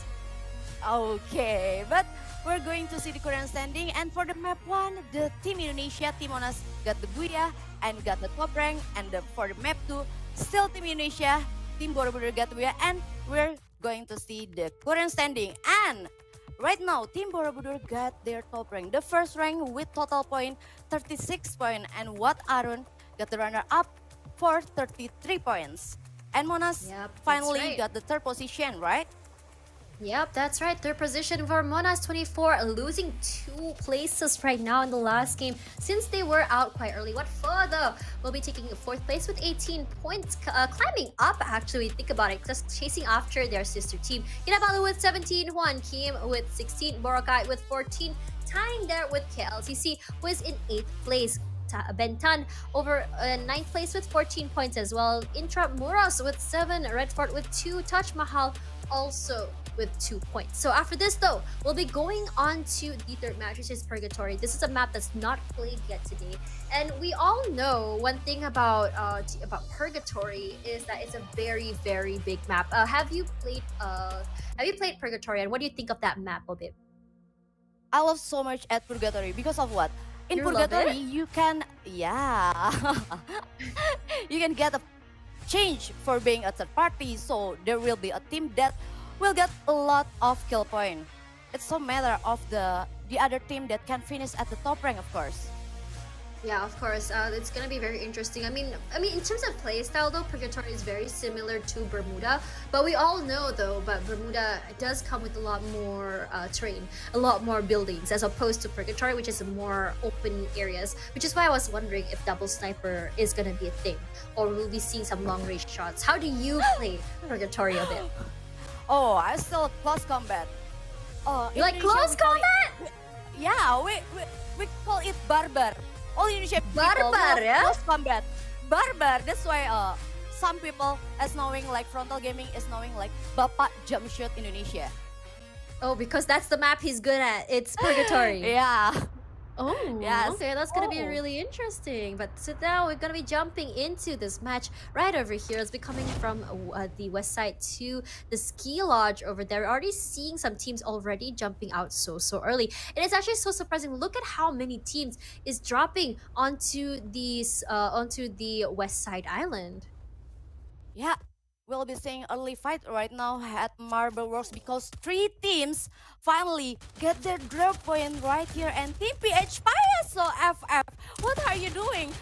He's already got knocked down and oh no! No way! There we go. Trinkle FF wants to avenge his teammate, not quite getting to anything, but kill leader first one will be from the side of Kinam Piano, but not for long though, because Monas though will be on the aggressive. You see that Mr. D already getting one, but the team that will be getting the steamroll to the first team out will be Team Monas, already 4 in their pockets. Could this be the comeback they wanted?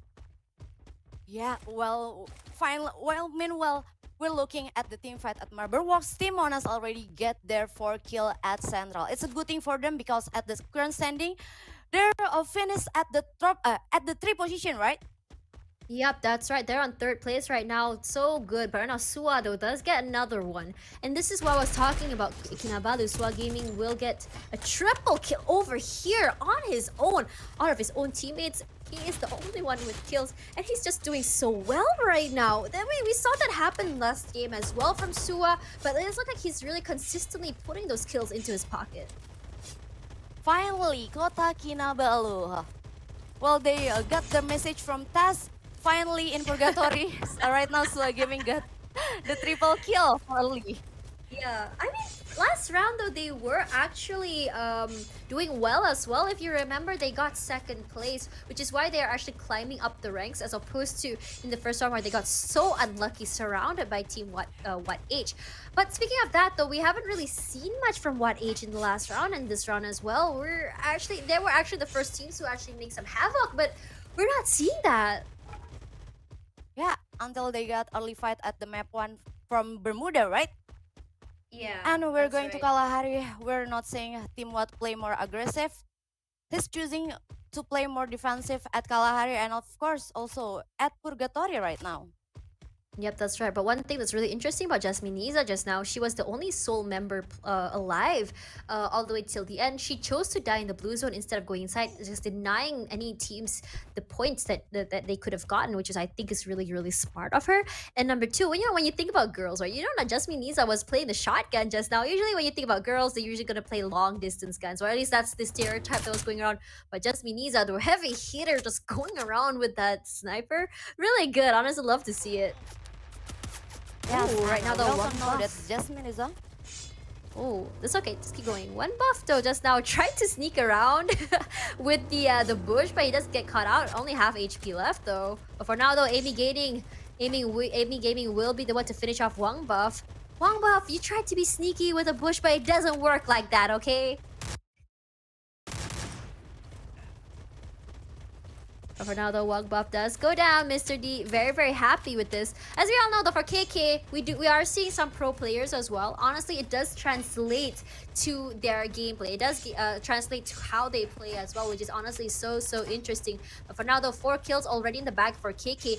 Very very different. We're seeing a more different and more aggressive sort of playstyle from them. But I'm just really curious to see what Kota Kinabalu is up. Sorry, not Kinabalu. What KLCC is up to. But for now, though, they are gonna be moving around in style. 2 players in a vehicle. But one thing you need to know though about having 2 players in a vehicle is that if you get bombed, if the car explodes with 2 players inside, that's 2 players gone back to the lobby. And over on Fire Brigade though, we're gonna be seeing RF here.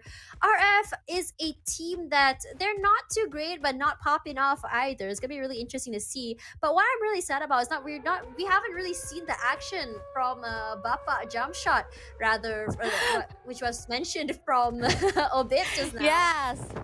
But right now we're looking at Timonas. Oh my god, nice Oh my sniper God, from that Asep is- securing their first kill, their 5th Oh kill. my god, Timonas. Mania Solo, can I get another one? Oh, he misses! Oh, so unlucky. He's gonna try and reposition that. It could have easily been a double. Yes, it's a nice one from Timonas. They got early fight and they got a 4 kill.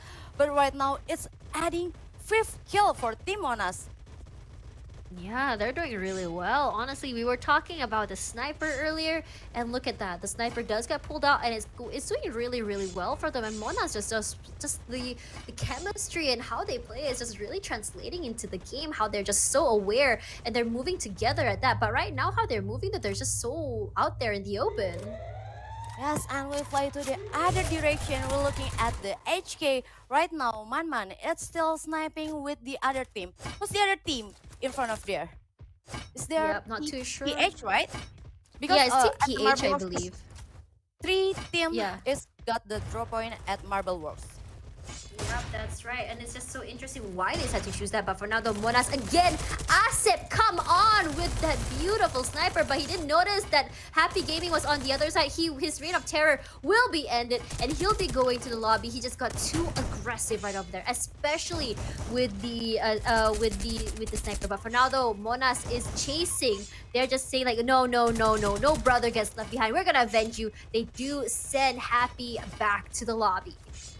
Yeah, the most best sniper for Team Monas. Monas Asep got the quadra kill but has to go back to lobby, and finally Monas It's just got so unfortunate. 7 kill. But right now, another team has joining the party. Yep, that's right. We all know it's gonna happen. I think that's one of the things about playing in Purgatory. I mean, we talked about this so many times about the third party, how third party is actually a strat, and we're actually finally getting to see this. So for now though, if they were already getting a knock there on to just Miniza, beautifully played. RIP knows that she's over there, and I think they were trying to figure out how they can actually save her teammate. But for now though, just Miniza just chunking out all the shields that she can. More grenades come out. Just Miniza will try to the ice nade does come out there. They're gonna have to try and pick her up, but damage though, she's gonna run for her life. Blue wall does get put up here, but FMP does get a knock onto Mona's Gur. Yes, right now FDW try to looking up to the other position to try to opening fire to Team Jasmine Ninja, and Yeah, that's right. Here's Mona's teams. You know, they did really well, but now there are only 3 members left. And look at that. I think a lot of teams are looking out for them because that's the price you play with. You pay when they know that you're, in the kill leader. Jasmine is gonna have to reposition herself. She does have the car. Will be moving another way, and I think Team Monas is actually completely surrounded by now. They're gonna have to play it real careful. But for now, though, they're already breached the building. Monas Gur, they know that he's in here. He's running through. He knows that someone else is in the other room. There's RIP actually there all alone, but he's not. He's actually gonna do that. But for now, though, FMP does get one. FDW will be the next one out, though. The Jasmine's team doing so well. RIP is really low. But for now, though, shut down to what for? And RIP will be able to heal, no problem at all. And that was the fight they needed to finish. They needed to win in order to push back into the circle. But for now, though, on the high ground here is HK. They are pretty much aware there's someone down there, but they don't want to take this fight if they don't have to. RF, though, this RF Mania all alone right now. They're gonna have to play it real safe. Grenade does come out. Not too sure why he decided to blow it out up there, but he knows there are some teams right there after him. But he is gonna chunk a little bit of damage there from the ice grenade. For now, though, he's gonna be careful. He is actually sandwiched in between this blue wall. What are you trying to do? Are you just playing around here? They're just playing a ring around with Rosie. This point, Inhaler does come out.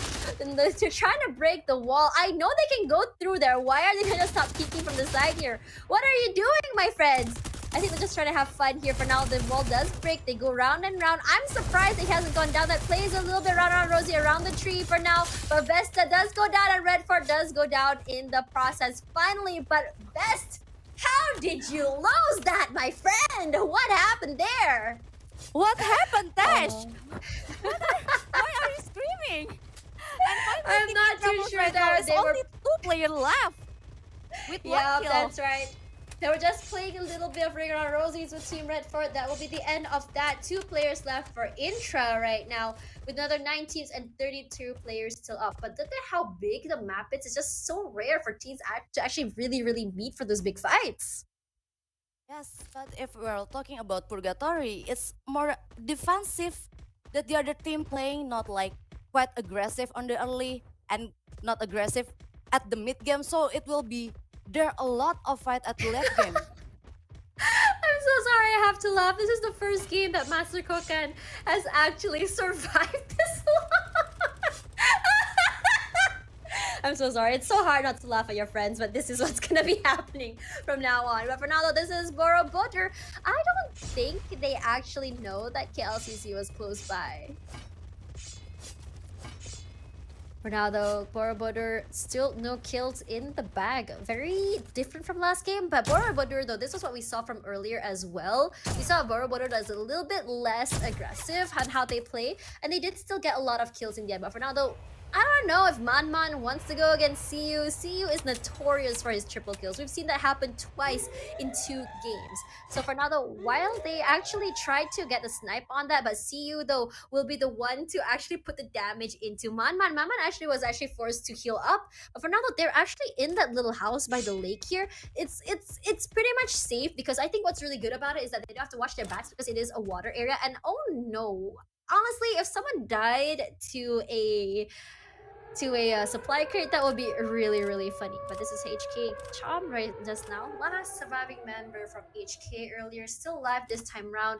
He has his eye on KK, but he doesn't really want to take this fight here. His teammates are actually quite far away. If he starts something, if he gives away his position, oh, he's gonna be shooting.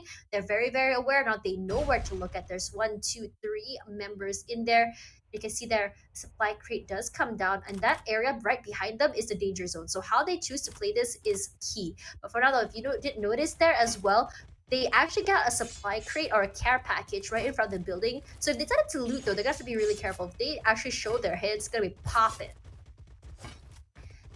This is Borobudur once again. I think what's really interesting about Borobudur as well is that the fact that how they get their kills. Borobudur is the team that you don't really notice them early. They're not out there actively looking for kills. They're not actively trying to look for fights. They're not doing things they don't have to do, which is what I think is their strength because they're not taking unnecessary fights until they have to. And by the time they have to, though, is when it actually matters. But for now, though, Team KK is going to be trying to loot that care package though, but HK Gaming not allowing that to happen. But for now though, you actually see the circle coming down right smack dab in the middle of the map, and that actually is really good because it means rotations for a lot of team members are going to be very simple.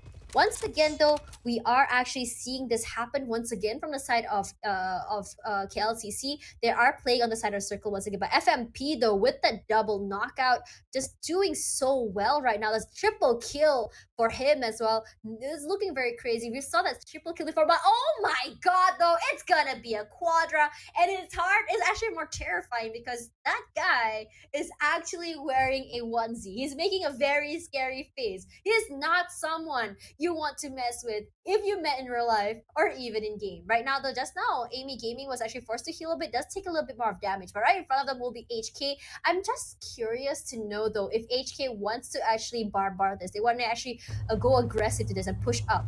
For now, this is TM. TM is one of those really interesting teams. We haven't really seen big impact for them. We haven't really seen them do a lot of damage or like really big impact plays. They're very quiet. They just get caught out, quietly. But we are gonna be seeing KLCC right in front of KK, but Mr. D though gets Hajiat, gets Aza, gets them both, finishes them off. Kota Kinabalu now with 6 in the bag, and it's just so unlucky it has to be the Malaysian team versus the Malaysian team. But for now though, what's really interesting as well is that the fact that these two players, Papo and Master Kokan, last 2 games were the first to go out, and now they're continuing it. They're gonna be carrying this game without Haji at their last player standing. Usually, he's always the last one up. But for now, though, we can see that Master Kokan does get one. Hargi, Agi, FF, and Mr. D Official will be stealing that kill from him. Master Kokan, I'm so sorry for you. You wanted it, but someone else will be getting it instead. But look at that now, Twinkle AF stuck outside of the blue zone, taking up so much damage. Master Kokan as well. They cannot run inside because where they are is just being gate kept by KK. For now, though, Kit Kat does finish off one member of TM, but HK Chum from the back does knock down Amy Gaming. But we all know that Amy Gaming is inside of the building, so I think picking him up will be no problem at all. Amy Gaming already up, gonna have to heal. But the thing is, Borokai will be taking 8th place.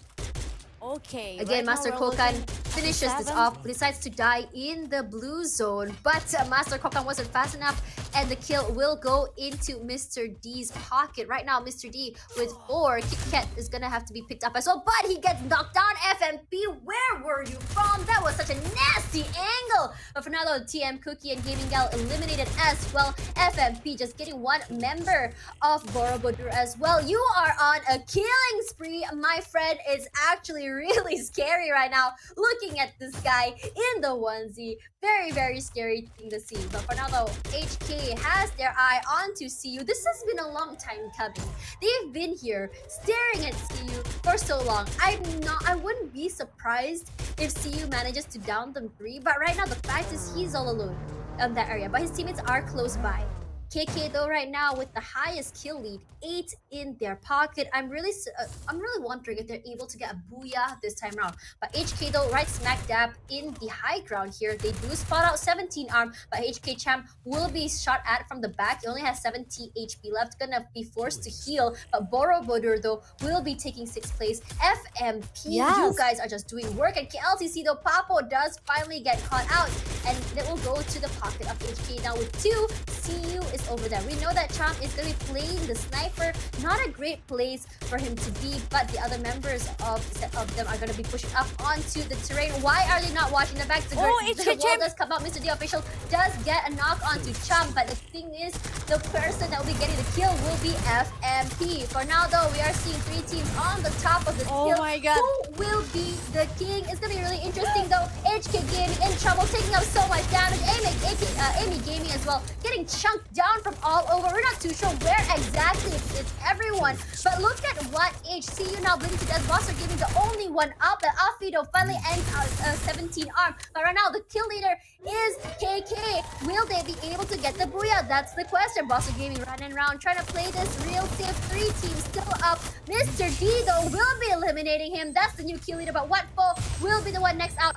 Amy Gaming, what are you gonna do? Jasmine is still up there. FMP, the grenade does come out. Mr. D in trouble now. He does take a lot of damage, but where's the other member? Kota Kinabalu takes second place again, and there it is. The Booyah not going to Kota Kinabalu, and it's gonna be to Team FMP. Well, Tash, But for now, though, take a so lot of deep interesting to breath. see 2 games in a row. KK tried to make that Booyah happen. It's just not happening. Oh my God, is there Kota Kinabalu? I think your mic is muted, Obe.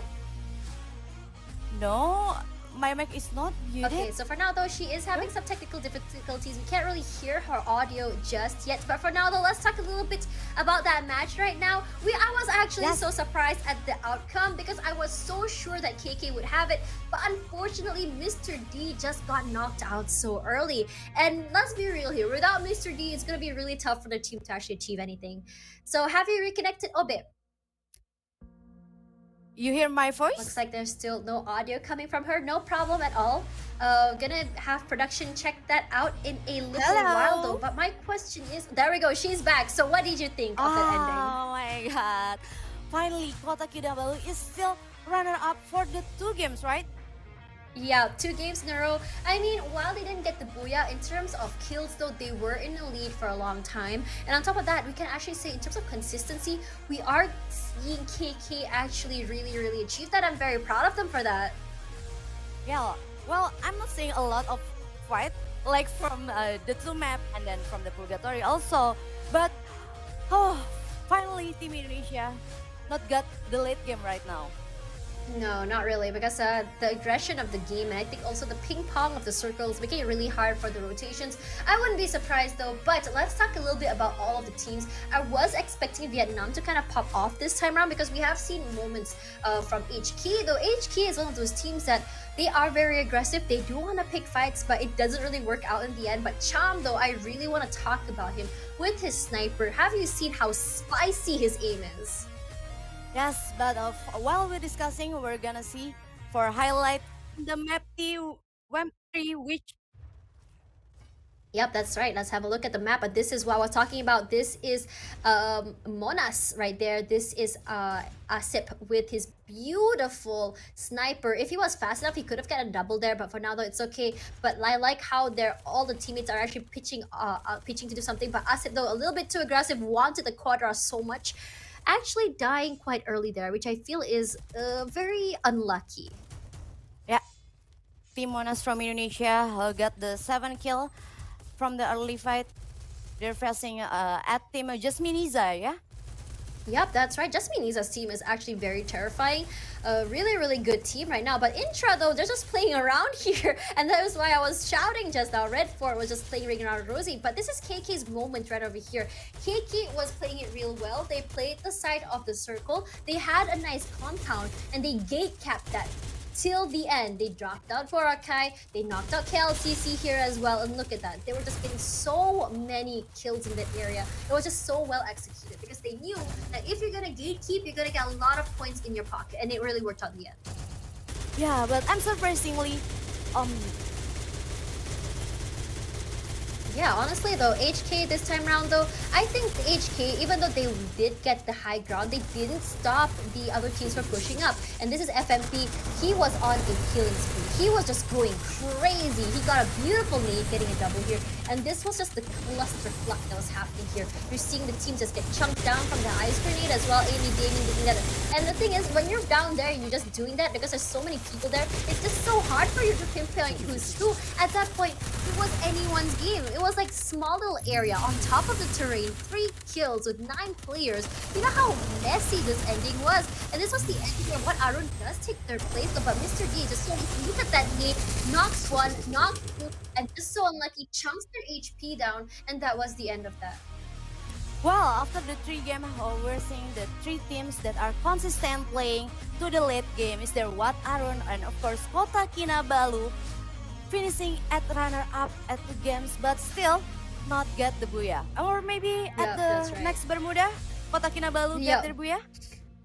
I mean, it's hard to say though, because in the first Bermuda, Kota Kinabalu was actually one of the first teams to be eliminated. We saw that happening. So I think they probably have warmed up, they probably have learned their lesson. So it'll be really interesting to see if they're gonna get a BOOYAH. Because, there are some teams that, we've seen this in MCP majors where we saw teams just get second place over and over and over again, but yet they still get so many points because of consistency. Yeah. To me personally, I feel like because of the format of the tournament, BOOYAH is just a bonus, I feel, because if you're consistently getting kills, if you're consistently also getting placement points, as long as you go to the next round with at least like over 10 points, you are gonna be very, very safe.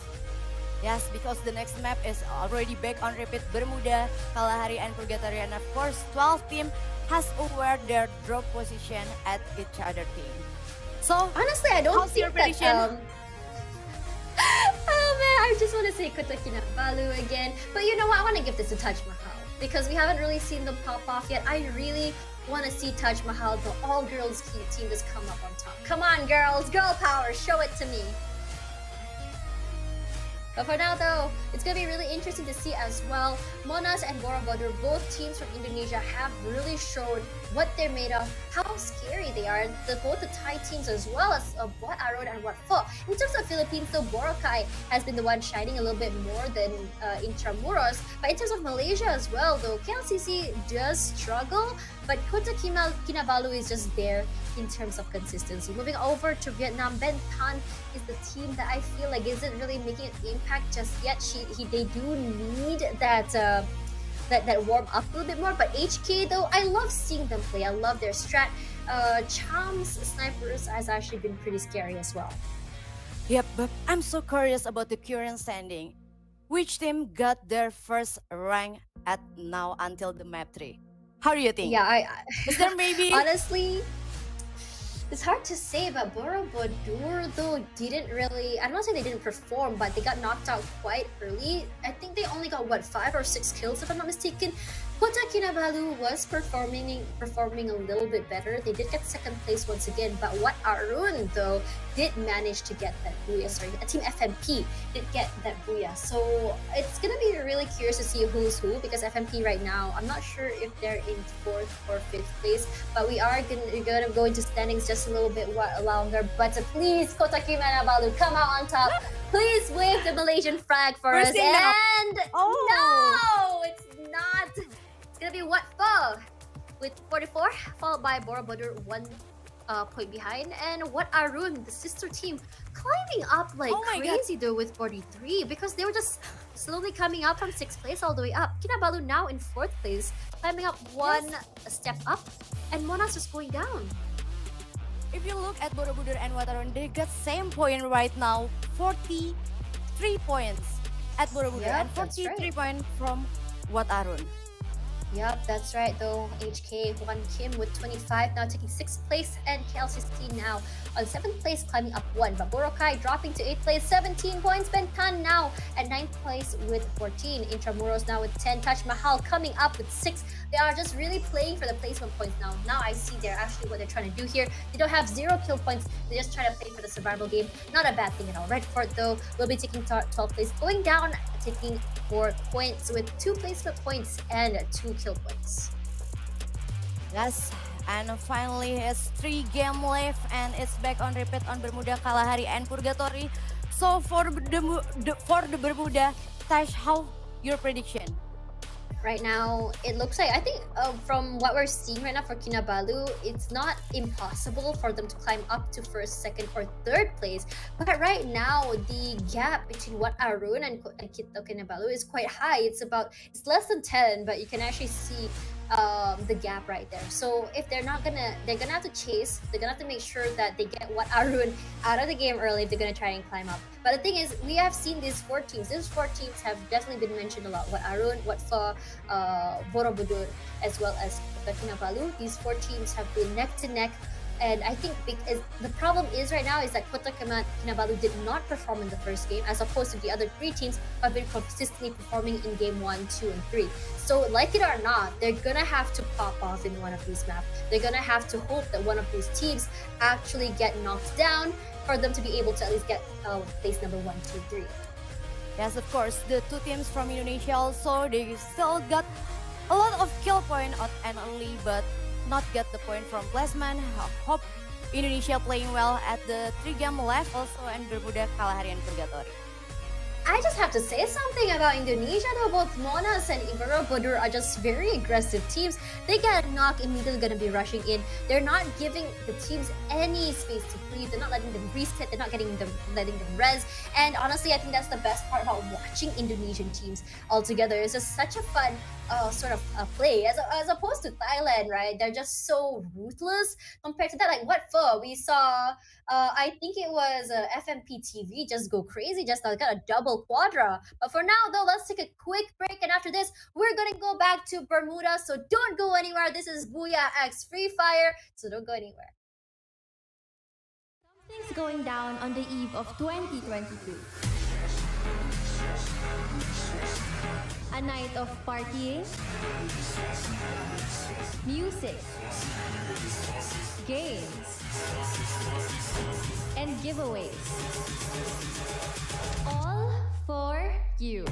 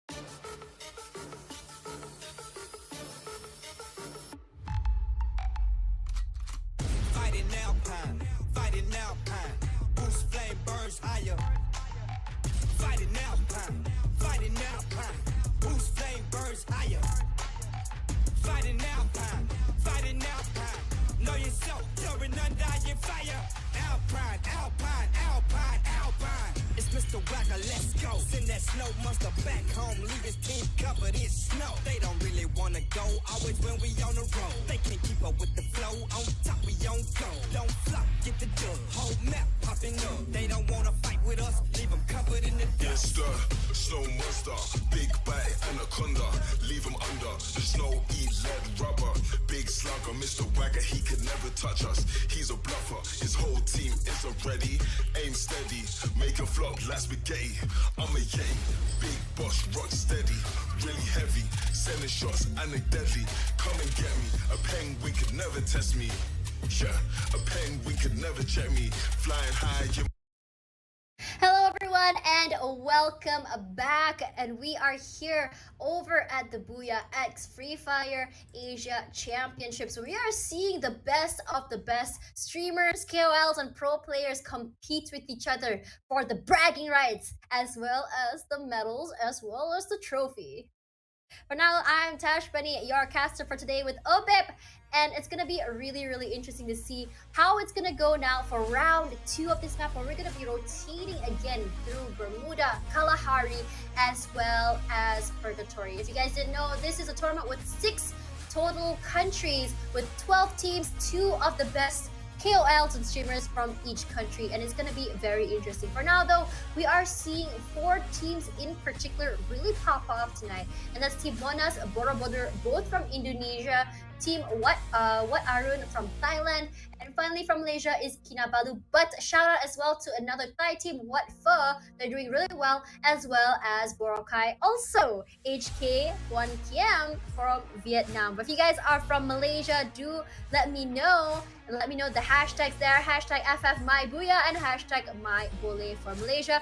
And also from the Philippines, I haven't forgotten you guys. Please give your support to your KOLs and streamers with hashtag Lakas ng FFPH as well as Pinasalakam for the Philippines. So after this, as I mentioned before, we are gonna go back to Bermuda. And it's gonna be really interesting to see how each team will be playing. It's because just now, throughout all 4 matches though, one of the matches that team Kota Kinabalu did not perform is actually a team, the map of Bermuda. So I'm wondering if this will be the redemption arc for Team Kota Kinabalu. However, though, you all know I have some friends there playing as well tonight. We have Hajiat, we have Master Kokan. I'm really interested how they're gonna be able to redeem themselves right now because they are currently in 8th place. For now, though, this is the flight path from the area on the northeast side coming all the way to Rim Nam Village. HK Gaming and RF are going to be dropping in the same area, which is very interesting. We're actually going to see shots already being thrown out. But for now though, Gyan Rage from RF does get knocked down. Chem, again, the sharpshooter, is getting that. But Gamer Zone so low right now. He does get one, but Chum will be finishing him off. Chum so aggressive right now, does go back into push mode right over there in Gamer Zone. Already 1 kill in the pocket, but RF lost 2 right now. But the thing is, RF gets 1 more. Good Mom TV will be going down. Chem next, not a great place to be. That shotgun is absolutely lethal, but RF Red Fort will be able to secure this. They lost 2, but they actually gained 4 kills as well. And this is really good because it does put away HK. It does put away one very scary team away for them to worry about. And this is a very early fight that we were talking about just now as well. What H? This is also a team from Thailand. They're not aggressive just yet. We saw them very aggressive in map number 1, but map number 2 and 3, they're playing a whole new different game. But in terms of drop spots though, I didn't see similar drop spots. I think everyone's just dropping wherever they want. This is, after all, gonna be the final game. We're not gonna be seeing that not aggressive per se, but not gonna go super aggressive, just drop in the same place. This is gonna keep the element of surprise right over there. It's gonna be very, very interesting.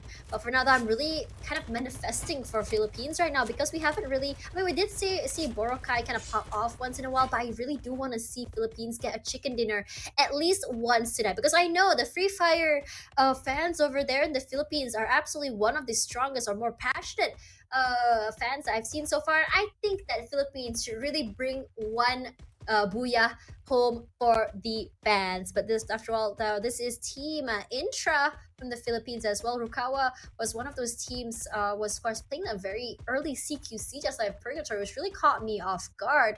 But they're just running out here in the open. They're very, very sure that they're not getting get caught out.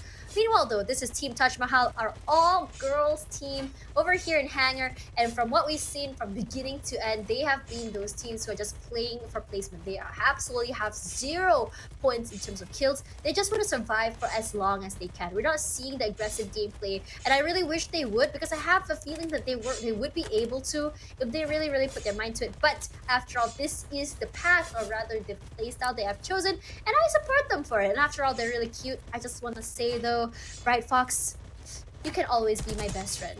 And please teach me how to do your Okay.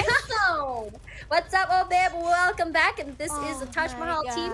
Finally, we're seeing them in the game. I can see the fight. I can see Bermuda right now. I see Team Monash. Wow. I see Team Pet. Oh my god, right in time for that fight here. Ronaldo Asep tries to play the aggressive team right now. He's gonna go against Kota Kinabalu. Yep. And look at that. It looks like it's gonna be shining red here. Dims though, Gus getting knocked from Suwa Gaming with that double barrel. Just not a great place to be for the. And one member from Monas now out of the game. Yeah, we're seeing right now. Monas FDW is trying to break the glue, but Monas FDW have to knock down. And still, Mona's Oh asset man, back up girl cover. tries to get that's Afi though. Afi now out of the game. It's gonna be 3-on-2 for these two teams. But Amy Gaming can be revived. But Amy Gaming now out. Monas though will be the one coming out on top despite losing so many players early. Asip is just so aggressive, and Gur with a double barrel is just so great for the CQC. Yes, but we're seeing Kota Kinabalu has going back to lobby at a rank So 11. unfortunate. This is Oh. deja vu. We saw this happening on map 1 and this happening again in map number 4. It is on the same map. Oh my god. But maybe Not a great place for them. at the 5th map, Kota Kinabalu will secure the BOOYAH and a back-to-back on the 6th map. How you think?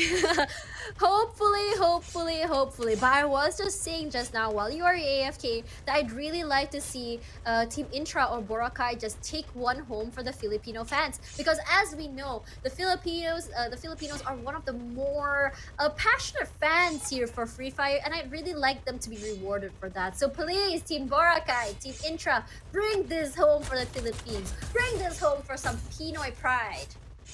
Yes, and right now, Team PH, Team Bora, it's got the fight on Sentosa, right?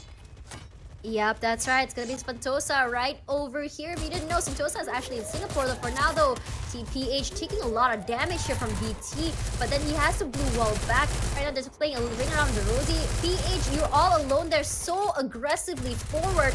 2 glue walls now out back to back. Gonna be jump shots here from the side of BT Guild Gaming. Gonna be pushing out right now, but Guild Gaming though does get Payasov out of the game. Gets 1 knock over here. He's in trouble. Gonna go back to the lobby. Guild Gaming will be getting that. That's 1 kill in the pocket. Where are the rest? We're seeing a very passive move here from PH. Why are they not doing something to respond to them?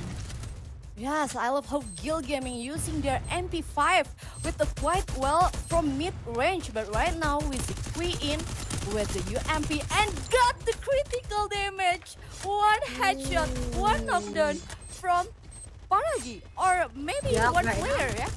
From BT. Yep, that's right. Yep, that's right. Wang Buff now bleeding to death. I don't think Paragi can do anything right now. He's being chased. He's going to be running, trying to play behind the trees right now, but gets shot back from Guyen. But that's the end of that. Guyen finishing him off. That's 4 kills for BT. And PH, honestly, just not playing aggressive enough, just not responding to them. They need to. Here we go now. BT gonna be getting upgrades there with the spoils of war that they digested right now over in Sentosa. But I'm not too sure where exactly the next circle is gonna be. I'm just waiting to see where the map is gonna come off next. But for now, this is Taj Mahal again, just still playing around the clock tower. And if you guys didn't know, here's a fun fact. If we are playing this map, clock tower is actually one of the most popular places for players to drop at, which is why it's so surprising for me that no teams are actually playing near the clock tower. But for now though, Taj Mahal looks like they're gonna be running into another team, but it looks like that team has not noticed her just yet. I'm so excited how Taj Mahal will playing this game right now. This is the girl power, hashtag girl power. Beside hashtag Lakasang FFPH, beside hashtag Pinakasalam, hashtag girl power from for Taj Mahal. Yep, that's right. Though you can see that some look here did take a little bit of damage, but not quite to do anything. But for now, though, this is what H. This is actually a very, very scary team. Especially CU. He's done triple kills 3 matches in a row. It's always gonna be CU just cleaning up in the background. I just have to say, I love this skin that he's using. It's very, very cute. Love the space buns. Yes, from the last Bermuda, we're seeing at the what who's play aggressively on the early game, but right now, from the map 2, map 3, and map 4, Team What is playing more defensive until Yeah, that's the right. They're trying to circle, find- until the 2 circle. Yeah, that's right. They're trying to find that sweet spot between survivability as well as skills, which I think is really, really good. I think one team that has really, really mastered that would be Borobudur. Borobudur has been playing it really well. They know if you see them how they play early, they don't have any kills, they're just surviving. But once they pop off, though, they really, really do, and it's definitely very, very commendable. So, for my question to you is Borobudur like a team that is how do I say this? Are they a team that are made of pro players though? No, they're all streamers. They're all They're all streamers, but they play streamers, so Thailand. well. Yeah, they play Yeah. so well. That's why some streamers got the nickname from their fans, like Frontal from Bapak Jamshid Indonesia. because they're so good at fire. Oh my god, it's actually really, really scary to see this, but we're gonna be seeing a very central circle here in the map. I don't think it's gonna be too scary right now, but for now though, BT on the aggressive. I'm not sure why exactly he's shooting up. It doesn't seem there's anyone there. For now though, What H gonna be playing really, really safe here, but he does get one kill there, but not quite enough to do anything. But triple kill though for Queen. That spray was absolutely scary. Right now we're looking at Team BT that opening fire to Team PH that already pulling back their position. Team PH, it's not quite well on the Mars Electric right now. Yep, that's right. Team PH just not aggressive enough, but CU though finally gets one, finishes her off, gets the gaming gal. But for now though, she'll be chasing the rest of the other teams. We all know that Taj Mahal is a pacifist team, does not shoot back in return. For now though, one is down. They're very, very aggressive. Now they all are just taking that, but Boster Gamer does get Bright Fox. Bright Fox will be down next. 2 members left, and Bright Fox now out of the game. And it looks like, look at how they're separated here. We have 3 on the high ground and 1 on this watchtower here, which means it's so hard for you to avoid them from any different angles. I'm so love their position, how Team Wet split their player. 3-1, it's a good setup, but right now we're looking at Team BT that already put out their grenade. Yeah, that's right, but the grenade does not do enough damage because BT will be running forward right now. In trouble right now. You can see BT just pushing forward right now with 1 member of PH in the background. Makasik playing it real safe, playing as quiet as a mouse actually, but now more grenades come out. Vest will be the first one to get knocked down. You can see that Makasik coming from the background, coming from the back, trying to get the 3rd party, but he does get shot at. He's going to be chased right now. He does drop the glue wall, but for now though, he is stuck inside, playing ring around Rosie, but I don't know, man. I think he's going to be knocked down, but for now though, you are seeing the other members of BT so aggressive. Puyin with a quadra kill. It's just so insane. Puyin is just doing so much work right now. Intra just so in trouble. 1 member left, running for his life, gonna try and revive his teammate, but he has to be fast because the other members of BT are looking for him. Yes, of course. If we're looking at Team BT right now, Team Intra has only 2 players left and they're hit by Circle. Well, I think, okay, Jabitos knockdown and surviving it, try to reviving or no, and suddenly he was just waiting on the side there. They just watch their angles, and that's what's really cool because you're not seeing them kind of separate the communication and be like, okay, we'll watch this side, so if you miss, I'm gonna be able to finish it off. But for now though, BT, they're just popping off. We did not see this at all in the previous matches, and right now in the bag though, 7 kills already. Just now Queen already got a quadra. Like I said before, how Team BT has Asmobile that is a pro player on Free Fire and already playing at tournament international of Free Fire. Yep, that's right. But for now, though, I just was really waiting for this moment for AS Mobile to really show his skill off. And finally, on this match, though, is where it's gonna be happening. But for now, though, BT does have control of the factory. And if you look at over at the northeast side, RF has that little area there. And KLCC, though, still standing strong. And they're actually really quiet. They're not taking a lot of fights just now. Yes, but right now we're looking at Team 4 that will find hard finding at Team Booster and HRE. It is Team Wet, right? Yep, Team What, right? This is the question for just now. Team What for really, really scary. We have seen this team pop off before. They are really good at CQCs. But for now, though, I don't think they want to take this fight, though. They know that someone's inside a factory. But the thing is, they don't need to take this fight to factory. But what they are planning on doing, though, is to gatekeep this area. They don't want them to come out, but they do want the kills. So if they don't die to the blue zone, they will die to their bullets. Hopefully, though, if they win the gunfight, and honestly, that's extra points for them. Okay, right now we're looking at LCC. Yep, KLCC. These are 2 of them are my friends, Hajiat and Master Kokan here as well. I cannot take him seriously with that smile. Look at that. I'm so sorry. If he watches this broadcast, all he's gonna hear is just me making fun of him. I feel so sorry for the guy. But this is Monas just now. They did come up on top against Kinabalu, but they did lose 2. But right now they're against RF there. Oh my god, how did RF not finish it off? The beautiful Vector though does get a kill from Gur. He's gonna be finishing it off. That'll be a quarter kill from the side of Gur. And Red Fort though will be taking 8th place, and they are looking a lot better in this game compared to the last. And it's actually gonna be really good because it means that they can actually overtake Taj Mahal in not being the last place. Yes, we're looking at Team White right now that CU has been close to the tower but not rushing up to the tower maybe. Just try to pulling back.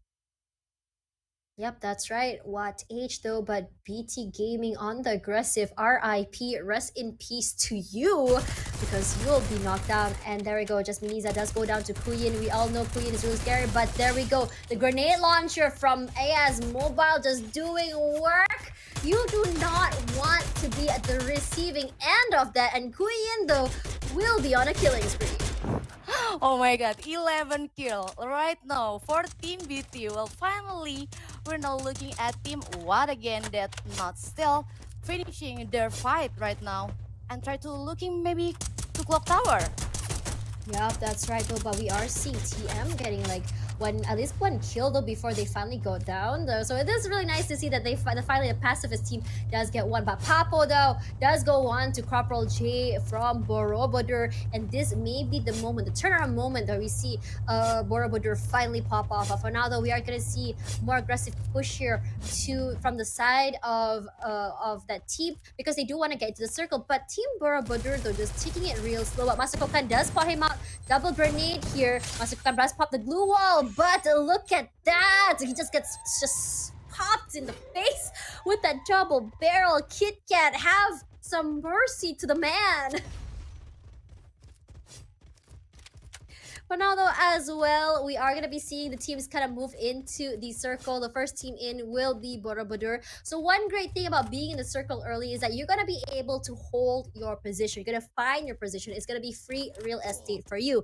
But the downside of being early though is actually losing your air. But for now the 17 arm does finish off one. Master Girl will be coming from the side, finish off Racha. And there we go, killing spree for Monas Girl. Only having 2 players left. They're still popping off. But Guild Gaming though will be finishing off 2 members from Borobudur. Not a good place to be in. For now though, looks like Monas Girl all alone, not able to go inside. He's eating some damage here from the blue zone. Finally goes down. 4th place for Monas. Not a bad place for them to be in. But what H though, now with 4 kills, 17 arm just going aggressive and just gonna try and push in. And right now where they are, everyone's just playing ring around the roses. No one knows who is who, and they can't go into the circle early because it's a very, very big open area. For now though, 1 member does go out. Borobudur is still very healthy. 5 kills in the pocket right now, and they're just popping off. And now we got 3 teams left, and who will get the BOOYAH on the 4th map right now? We have BT with 11 kills, and we have Borobudur on the high ground, and of course Goose Gamer, and their team is already securing the lower ground. Yep, that's right. Now this is Kit Kat Trust now as well. Kit Kat already now with 1 kill, wants to add more to the team. But BT now, we all know that BT, they do have a grenade launcher in their hand. But the problem is right now, they're on the lower ground. So high ground always wins. So they need to make sure that they can get that to their advantage. Corporal JJ tries to break off that glue wall over there. You can see that the blue zone is pushing in. They're gonna have to fight this right now. But Kuyin though does get one. Corporal J will be the next one going down. And Kuyin does finishing it off. Kuyin still on a killing spree right now, but right now you can see there Borobudur with only 3 members left. There are 3 teams, 9 members, technically 3 players per team, and I'm not too sure how they want to play this because right now there's an open area, also terraneous. But 17 arm though finally stops the reign of terror from Kuyin. Right now we're looking at Team Borobudur finding hard on this late game, and Team Borobudur has been back to lobby on 3rd position. Yep, that's right. For now though, this is a triple kill for BTAS Mobile. The pro player skills are coming to life here. Quadra kill for AS Mobile. This might just be in the bag, but for now though, CU does go down. Quadra kill for Guild Gaming. Going on aggressive, 17 arm all alone. Can he take this? But it's not gonna be happening. What Aaron takes 2nd place, and there it is. Finally, the BOOYAH happening, and it's gonna go to BT Gaming. AS Mobile taking that MVP. Oh my god, AS Mobile, like I said before, the professional player from Team BT finally rising up and suddenly getting their MVP title for the map 4. Yeah, that's right. And BT though, this is the pop-off that I was not expecting at all because BT earlier, while they were good, they were getting caught out so early. But definitely this is a very good thing as well because this just stops the reign of terror coming from the top four teams right now. KK not looking so good because they were actually thrown out of the game quite early. So this will definitely drop them a few more rungs lower. It's going to be a lot harder for them to get that first, second, and third place. But for now, I'm really interested to see if Borobudur did manage to hold on to that first place spot. I definitely think they did. But let's see how many spots up will BT climb up onto the standings ladder, which I'm very, very interested to see. Like you said before, some of the team at Free Fire is warm up a bit late. So we're seeing BT right now, they get BOOYAH, and of course a lot of kills, like 12 it's supposed kind of rising up their position at the standing. Honestly, that's really good because if you think about it, if it's gonna be a 12 points for the BOOYAH actually. You add with the 12, that's almost 30 points, which will definitely really launch them forward ahead of the other teams. But when it comes to getting first, second, and third place though, because there was like around a 10 point gap there. So let's see if they're able to finish off strong in the next two matches. Because if they do manage to kind of maintain this sort of playstyle, that amount of kills, that placement point, I wouldn't be surprised if they just suddenly just shoot up and get first place, and that would be really impressive to see. Because we were talking about the Vietnamese teams, we didn't really see them shine so much, and suddenly Vietnam was like, okay, it's time for us to shine. It's time to show everyone what we're made of. Why Vietnam is definitely one of the regions or countries here in Southeast Asia that should be feared when it comes to video games. But I'm so interested with Team What that are consistently playing 4 game all. Yep, that's right. But honestly though, look at RF though this time around. I was actually so surprised that they actually took this fight to HK, knocked them out so early, and they did come up on top. While they did lose 2 players though, but I just want to say that this play is very commendable because it really shows that RF, Red Fort, definitely has some fight in them. Just because they're in last place, that's not something that you have to kind of like, what's the word? You kind of like have to underestimate them. KK though does try to make something happen. It's just so unfortunate that they made another strong team early, which was Monas. Monas did come out on top. It looked like KK did have it in the bag, but just in terms of Monas though, that one player they had really, really knows how to play the CQC. Yes, right now we're looking at BT. They got early kill point at Sentosa, and then while they're going to rotation at Mars Electric, they get another point from Team PH right now. Yeah, that's right. I feel like Team PH could have definitely taken that fight. If the one player did get knocked down, I think they really, really needed to respond. They can't just run away. They can't just hide forever. And because they were hiding, because they were running, they actually got shot at from behind. So Minas though, let's talk about this. Like, even though they had 2 players left, they were still able to finish off RF. And Asip, I just really want to highlight this guy. He is a beast. He is so scary. Is he a pro player? No, it's not a pro player. It's the streamer. It's also a streamer, but he's actually so good. Give him any gun, a sniper, a double vector, a rifle in general, and he's gonna be able to make kills happen. And honestly though, this final circle was actually one of the most painful final circles I've seen. Terraneous area, very, very open, not a lot of covers. You can only rely on your blue walls.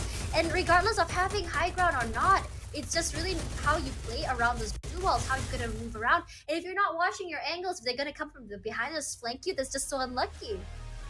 But sadly, we have 2 games left. How test? Aww, I'm actually so sad. I really, really enjoy myself. Some of the team playing so consistent, like Team Wet, Team Monas, and Team Borobudur. But yeah, some of the team has the kill point. It's much like BT right now at the map 4. Yep, that's right. I'm really interested to see where BT is gonna be though. But for now though, we're gonna go and have a quick break. Do not go anywhere because we have still 2 more matches to go. We're gonna go back to Kalahari as well as Purgatory, and we're gonna see which countries, KOL streamers and pro players are the best in the region for this KOL show match, or at least a fun match for day number 1. So don't go anywhere, guys. Get some food, get some water. It's gonna be a really good one. We'll see you guys in a bit.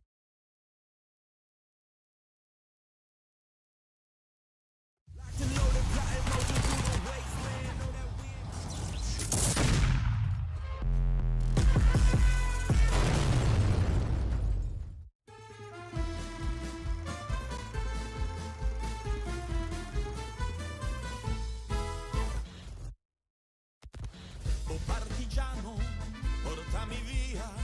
Oh bella ciao, bella ciao, bella ciao, ciao, ciao partigiano, portami via, che mi sento di morire.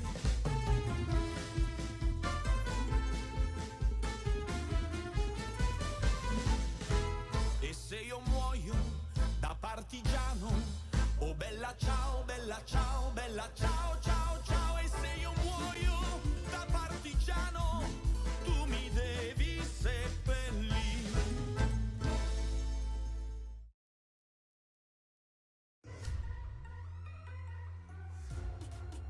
AB liners with crew members remaining. This is going to be chaotic right now. Oh my God, eto na nga po, the Annihilation Massacre! Pinadouble vector mag-goal ang corner mag-Rory. Naku po, pinasok! Oh my God, the one-man!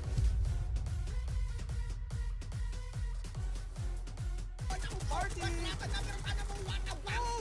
galing naman ng backup yun, pero naiibig siya. Bloody Heads is now relevant again!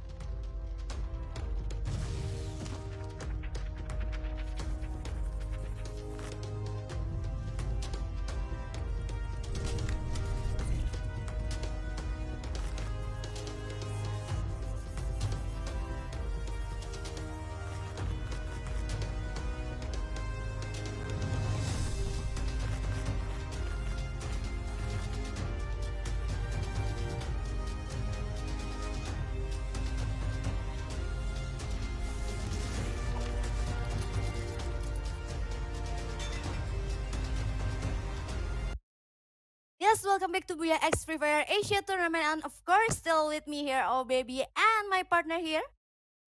Tash Bunny. And for now, though, Yeah. we have seen 4 matches tonight. And oh, babe, matches. what Right do you now- think? What do you think? Oh, right now we're going to Kalahari, and right before the Kalahari, the first one Kalahari, is Team Borobudur got the BOOYAH. So, is there Team Borobudur who will get the second BOOYAH at Kalahari, or maybe how Kota Kinabalu is always finished at runner-up, Tash? Yeah, I noticed that for maps like Purgatory and Kalahari, Kota Kinabalu has been absolutely consistent.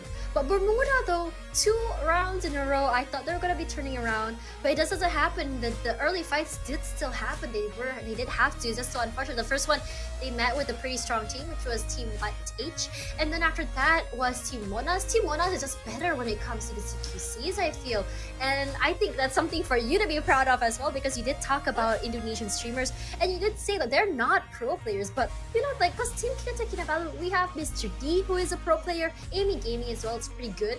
And you know, it's just seeing that these non-pro players play as good as a pro player is actually very terrifying. It just sets the bar really high for Indonesian Free Fire players, actually. Yes, because of that, we are seeing the streamer of Free Fire is Team Borobudur, and Team Monas is finishing at the top rank at the standing. So I'm so curious about the Kalahari. Is there Team Borobudur suddenly has their second BOOYAH at Kalahari, because in Team Borobudur we have Bapak Jamshot Indonesia also. I mean, I did talk about this. I did say that Bapak Jamshot will be having the best time in Kalahari, and surprisingly, though, my prediction was right. And it's actually really scary because it's so rare that my predictions actually come true. So how do you think about the next map as Kalahari? Whose team got the BOOYAH? Not Team Kinabalu or KLCC. I will share I my don't think prediction it's- too. Honestly, though, I feel like it's gonna be Borobudur again. It's just because of how they play in that map. I think they're very, very comfortable in that map, I feel. But I don't know, though, because BT really, really showed their claws in the last match as well. So it's hard for me to predict. But once again, though, we did see a BOOYAH feud from Vietnam. We saw some BOOYAHs from Indonesia. We haven't seen any BOOYAHs from Malaysia. We haven't seen any BOOYAHs from the Philippines. So bring it home, guys. Bring it home for Team Malaysia and bring it home for Team Philippines. Don't forget to put in the hashtags to give your support for these countries. Yes, for Philippines, you can use your hashtag LakasingFFPH and hashtag Pinakasalam. And for Malaysia, what hashtag, Tash? Yep, that's right. Hashtag FFMyBooyah and hashtag MyBully. Don't forget, guys, lend some of your strength, send your power to these teams, guys. But after this, though, we still haven't seen the standings for match number 4. I'm really interested to see where BT Gaming is right now, because right now, as we all know, I think they're in the top 8, I believe. But honestly, they haven't been showing some big impacts. We didn't really see that, especially from S Mobile, because you did say that they are actually a pro player. But last game, though, really showed that they got a grenade launcher. They just grenade launcher people straight in the face, and that's actually very terrifying. Yeah, well, finally, Team BT Mobile are playing good and they got their BOOYAH also. But I still have to got the Team Wet, how they play consistently to the late game, all for match. Yeah, that's right. It's also very interesting as well, is that both teams from Thailand is doing so well. Team Watfa is on the first place. What Arun is on 4th place, I believe. They're so close to each other. How is this possible? But for now, though, we are gonna be jumping into the deserts of Kalahari. It's gonna be coming from the side of Mammoth all the way up to Bayfront area is the flight path to sea. But Stone Ridge, though, will be the place where one of the Thai teams will be going. But Team PH as well going at the same spot, gonna be very scary, because PH, though, in terms of firepower, they don't have that. But look at the mains where the blue area is. Team Borobudur, and there's another team which is FMP is there, and these two teams are forces to be reckoned with. Yes, we're looking at Corporal right now. They don't have any weapon, but it's still. Okay, when you talk about these kind of early matches, this kind of thing, but Kit Kat will be the first one, Jasmine Niza will be the first one to be knocked down.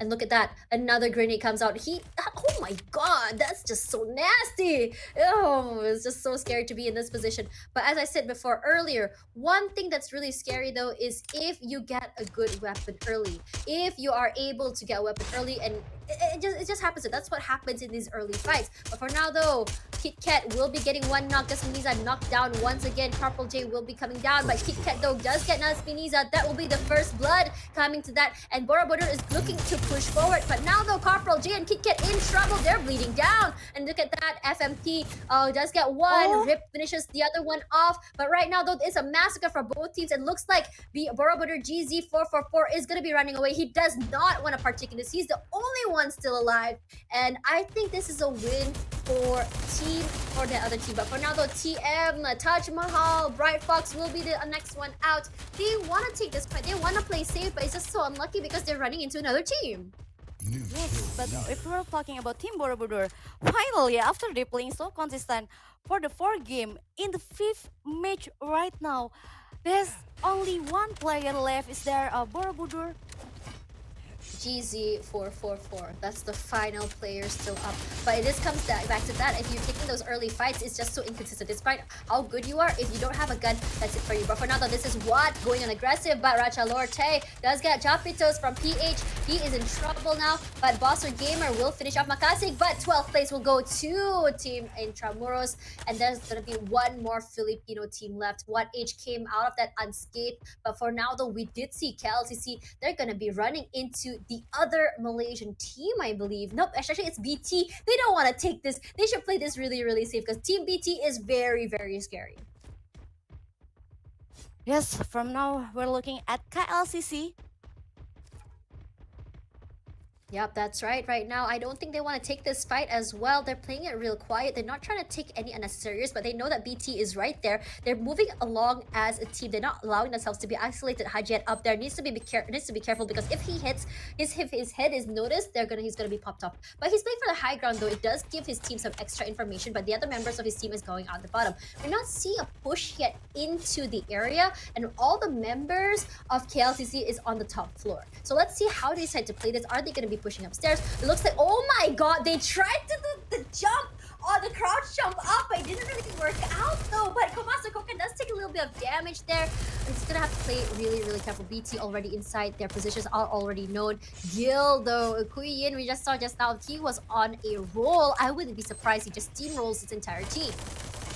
Well, finally, right now we're looking at Team DT that finally rising up until from the match 4 and now from the map 5 that is in confinement, trying to Oh fight my with... god. That's right, Papo though, so low right now. Hajet has been knocked down. Papo down as well. It's gonna be 2 members left. Kokan is the final one alive. Ajaz also, but that's the end of KLCC. 11th place for them. Unscathed once again. 4 kills in the pocket. DT is absolutely crazy, despite the fact that they had to push upstairs. They didn't have the angle advantage, but KLCC wasn't able to fight back. For now, though, we are seeing Asip having to heal up right over here. He already has 1 kill in the back. Not too sure who he got, but they do have their eyes onto Team Taj Mahal. And we all know Team Taj Mahal, not exactly the most aggressive teams out there. They just want to live. They just want to be happy and play and have fun. And everyone is just bullying them at this point. This is just not fair. I do not like. I call this bullying. I'm just kidding. It's not that. But for now, though, they are actually perched in there on the watchtower. Very dangerous area to be, because if there's a grenade, it just gets popped off. All 3 will be going out at the same time. But for now, though, we are gonna be seeing Boracay go on aggressive here. They do get 1 member from RF Gamer Zone, will be the first one to be popped off. But Guy and Rish, Happy, PG, and the rest are all already down at low. They're already running away. I think they're gonna be trying to get his teammate. For now, another member of Taj Mahal does get knocked out. But for now, though, PH does go on aggressive. They are gonna be chasing forward. The time turner does come out, and we are seeing him gonna play ring around the Rosie, running away. Instead, you thought he was going to be waiting on the other side, but he wasn't. And I don't think that PH wants us or RF wants to do this, but oh my god, shotgun to the face. That was absolutely disgusting. But for now, the Wang Buff going to be trying to save his teammate. Agi FF still alive. Wang Buff going to try and find the other members. He's not too sure what's going on, but a grenade does come out though. We see our 1 member, TM, is going to go down. And another member does go out thanks to that. But for now, though, Ryan Gage still bleeding down to death. 1 member already out of the game. Happy PG gets 1. Will he make it a double? Not sure quite yet, because Mania is right in front. He will be ziplining all the way to the other side, repositioning himself. But for now, though, Taj Mahal will be taking 10th place. Mona's just so ruthless. Yes, Team Right. Yup, that's right though. Another member of PH1 member still alive. This is Deja Vu from the last game, but they have no clue where the other member is. And RF 3 kills in their pocket. Red Fort is something, I think this is very interesting for Red Fort, because they are one of the bottom teams right now. I think they're on 10th or 11th place. And honestly, seeing them finally pop off, will they be able to kind of climb a few steps up?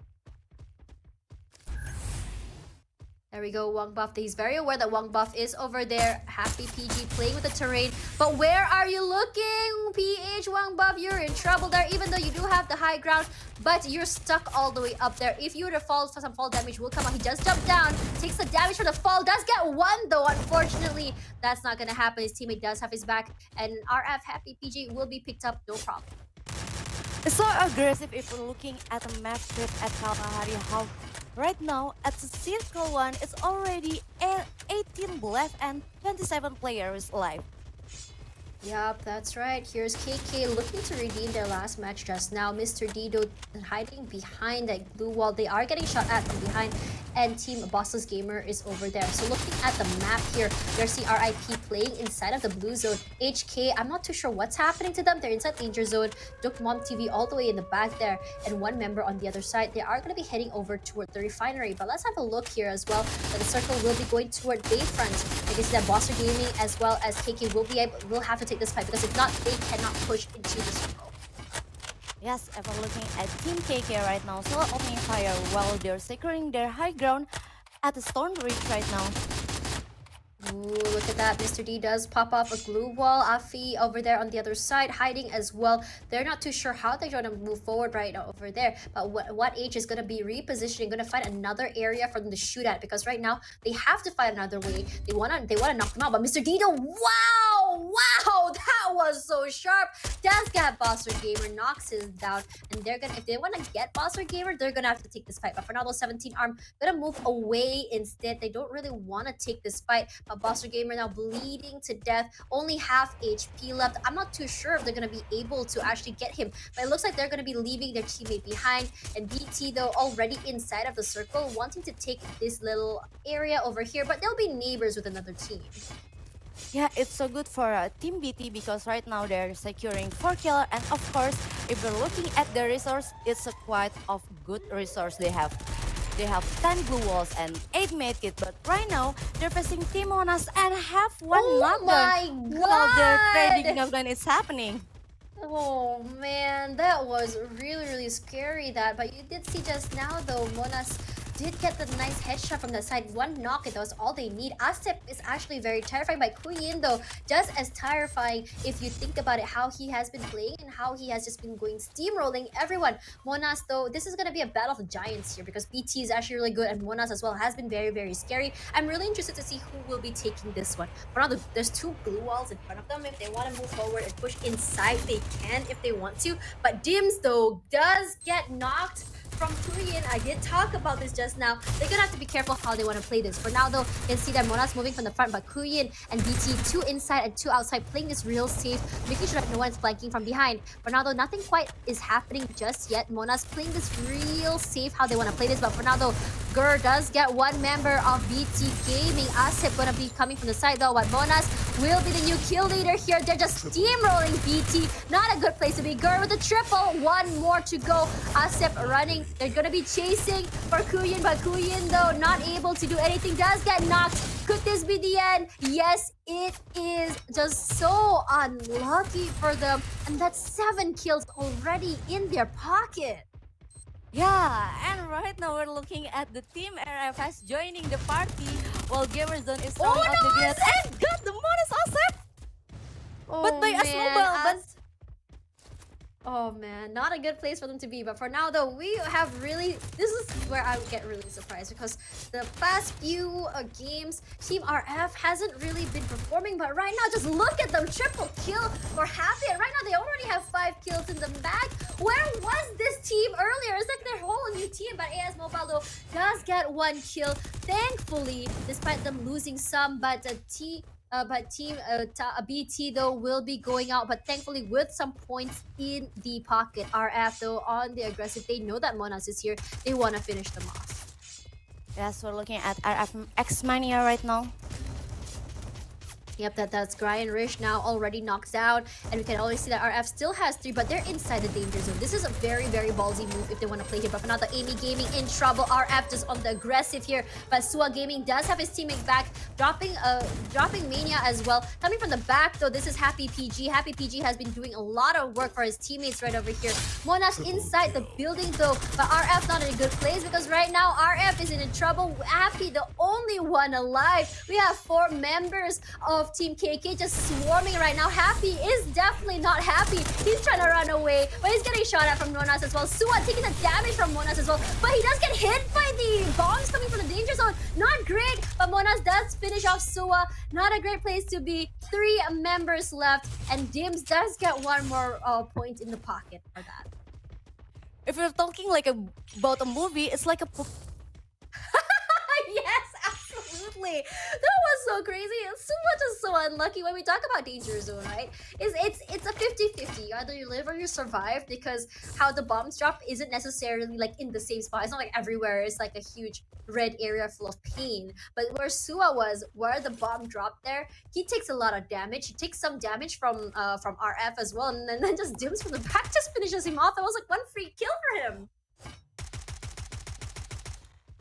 For now, though, this is Chom. We were talking about Chom quite a lot. He does have the double barrel. Chom, you give him any gun, he's still going to be doing any work. But this is FMP in front of him. He has to be careful how they want to play this, because FMP, one of the most terrifying teams out there. But we do notice that they are taking a little bit of damage from the other side. They're going to have to watch their backs and their flanks. But it looks like Team MFMP is not looking to take this fight. They want to move away. They're running away. They're like, okay, it's fine. They can have this. They can have this era. We don't really want to fight over it right now, because we are currently low on members. HK though will be moving away. They're not looking to fight this. I think the reason why they want to take this fight is because they wanted to push into the blue.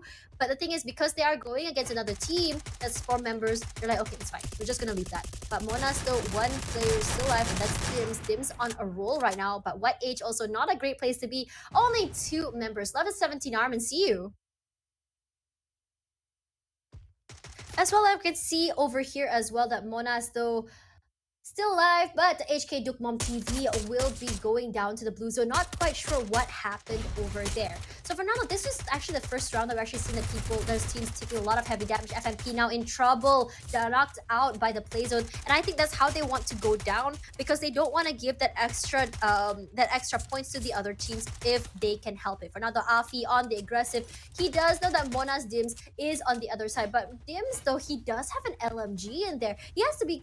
It's actually a very scary weapon. But outside of the area, you still have CU playing outside of the compound, and FMP is outside on the other side. They play at the very edge of the blue zone. From where I see it, Monas and Team KK does have the advantage here in terms of where they are, because these are actually really good compounds to have. Now, depending on how the circle goes later, whether it goes to the left or to the right may just show what's gonna be happening next. But for now though, we're gonna see FMP push in aggressively to the side of KK, and we are seeing Mr. D official just waiting in a corner. They want to take this fight if they can, but if they do have a care package outside, they're trying to get some information about where everyone is. But look at that, What Age just waiting outside, just waiting for the third party, trying to see if they can snipe out everyone. But the blue zone is pushing into them. They're running out of time. They have to move. For now though, the circle will be taking in favor from the side of FMP, as well as KK. 17 arm as well still there, but not too sure where the other member of Monas is. I couldn't really see where he is right now, but for now though, not too sure if he's up. But 5 teams still up, 11 members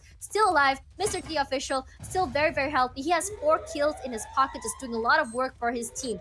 Right now though, Mr. D, he notices Dims over there. He does cook up that nade. Will he be able to get a kill on that? Does it go inside? No, it doesn't. He doesn't get the right trajectory for that. So unfortunate, but he still has 1 more nade to go. But right now, Dims in trouble. He does get knocked out, but the thing is, 2 members over there. What Arun tries to die to the blue zone, but unfortunately though, Amy Gaming does get 1, and there we go. HK now out of the game.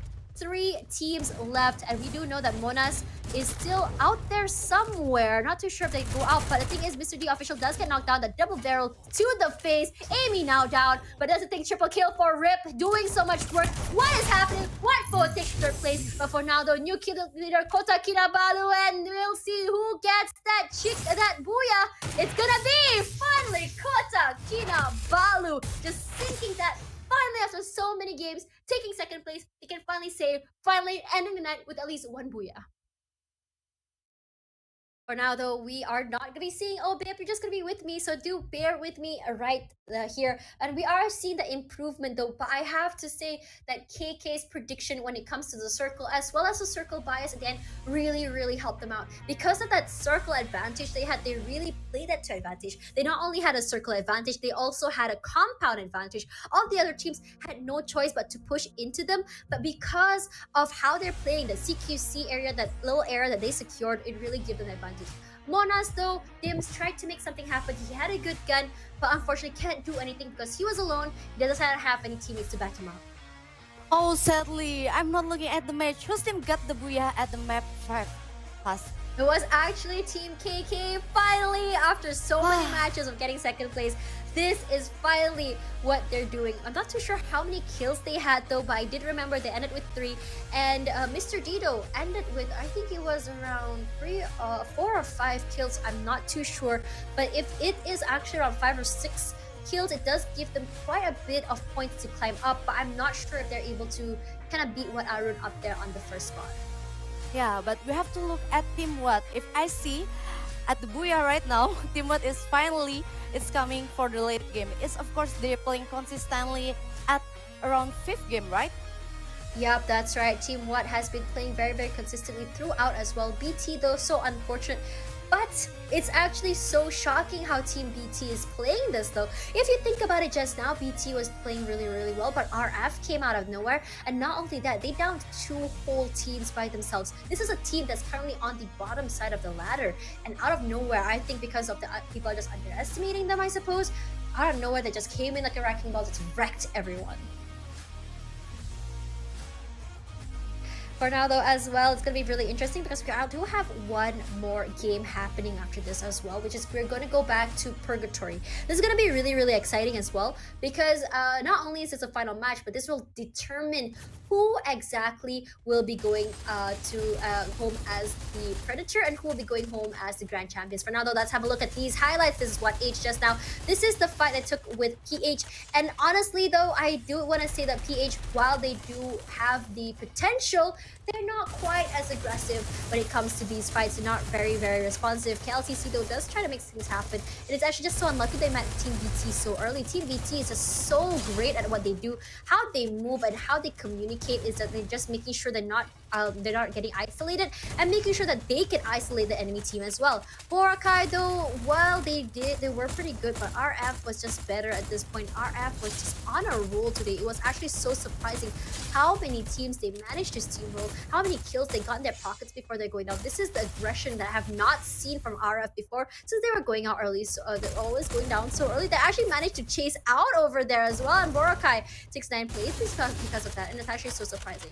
So right now over here as well, KK though does try to make something happen on this side. They had to go against what H. Honestly, I was so surprised. I was so shocked though, like what's gonna be happening over there because because when you look at BT though, like I wasn't expecting to get steamrolled by RF, but here we are in this arc, this alternate universe that we weren't expecting in Mr. Dio. I'm actually surprised that Mr. D managed to get that gun because that gun really helped him secure so many kills as well. And you know, for these kind of fights that happen inside the danger zone, honestly so ballsy, and Sua Gaming was a collateral of that if you looked at that. And Mona's Dims, because he knew he was the final player still alive for the team, he managed to try and get that placement point by staying alive for as long as he can. For now though, despite only having 3 players left, how KK managed to win this though, the bias from the circle is 1, a good compound is 2, and just protecting their entire area. Oh my god. I'm so curious about the match. From the first one to the 5th one, I'm not seeing any match at the fight. Yep, that's right. I think there are some technical difficulties from the side of OBIT, but it's okay though, because you have to understand this is a very international event. I'm here in Malaysia, and OBIT all the way from Indonesia is expected to happen, so no problem at all there because I'll be here to wrap up the matches for you. I got your back, girl. But hopefully, for the last match, I can see the fight, I can see the match all perfectly. Yep, that's right. She does want to see that. She's so she is just praying for that to happen. Hopefully. She wants to see this. She wants to see this. Okay, so let's talk about you though, Obib. You are a Free Fire player. I'm really interested to know. So do you stream Free Fire? I'm a Free Fire caster, and of course, I'm a Free Fire player from the first Free Fire in Indonesia. Wow. Okay, so you've been playing for quite a while now. So would you say you're a pro player? That's the question. I'm not quite a pro, but I can play. She can definitely play, but for now though, she's gonna be chatting about it with me while we're on break. Don't go anywhere because we're gonna do the last match. Be sure to put the hashtags in the comments and let us know who you think will be the champion and the Predator for this tournament. I'll see you guys in a little while.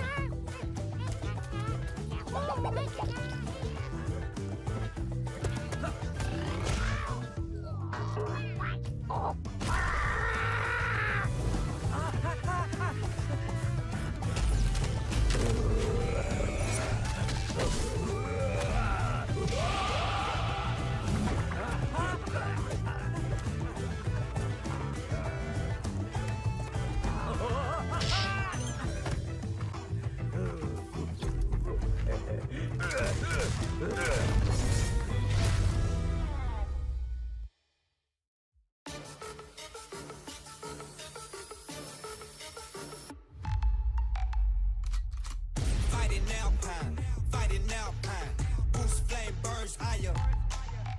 Fight it now, boost flame burns perch higher. Fighting Alpine, fighting Alpine. Know yourself, during undying fire. Alpine, Alpine, Alpine, Alpine. It's Mr. Wagger, let's go. Send that snow monster back home. Leave his team covered in snow. They don't really wanna go, always when we on the road. They can't keep up with the flow. On top, we on go. Don't flop, get the dub. Whole map popping up. They don't wanna fight with us. Leave them covered in the It's dust. the snow monster, big bite anaconda. Leave him under the snow, eat lead rubber. Big slugger, Mr. Wagger, he could never touch us. He's a bluffer, his whole team isn't ready. Aim steady, make him flop like spaghetti. I'm a yay, big boss, rock steady. Really heavy, sending shots and they deadly. Come and get me, a penguin could never test me. Yeah, a penguin could never check me. Flying high, you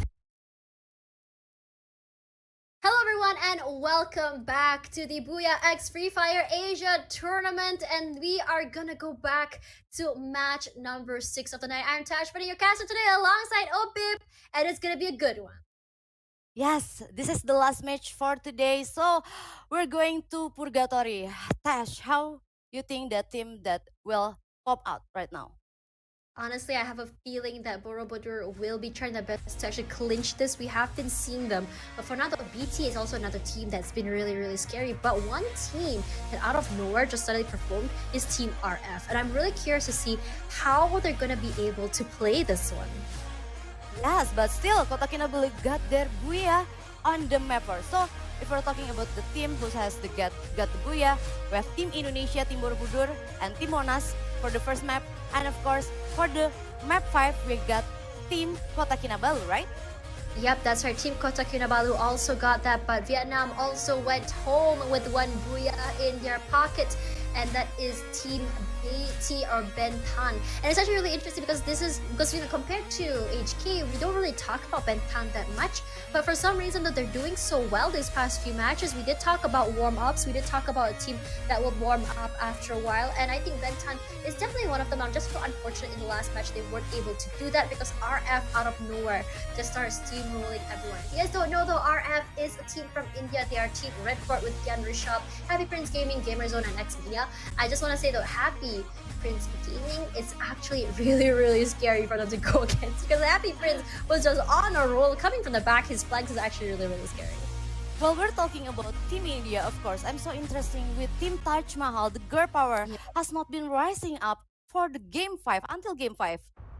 I think honestly, Team Taj Mahal I think they're more casual players. They're just playing here for fun. They're here for the friendly matches. Unfortunately, the other members are just not as friendly for now. No, this is Purgatory, our final match of the night. Don't forget, guys, to put the hashtags down in the comments. Give your power to let your team from your country bring home the BOOYAH right now. But for now, though, we are going to be seeing from Lumber Mill all the way to Crossroads will be the flight path we're going to be seeing right now.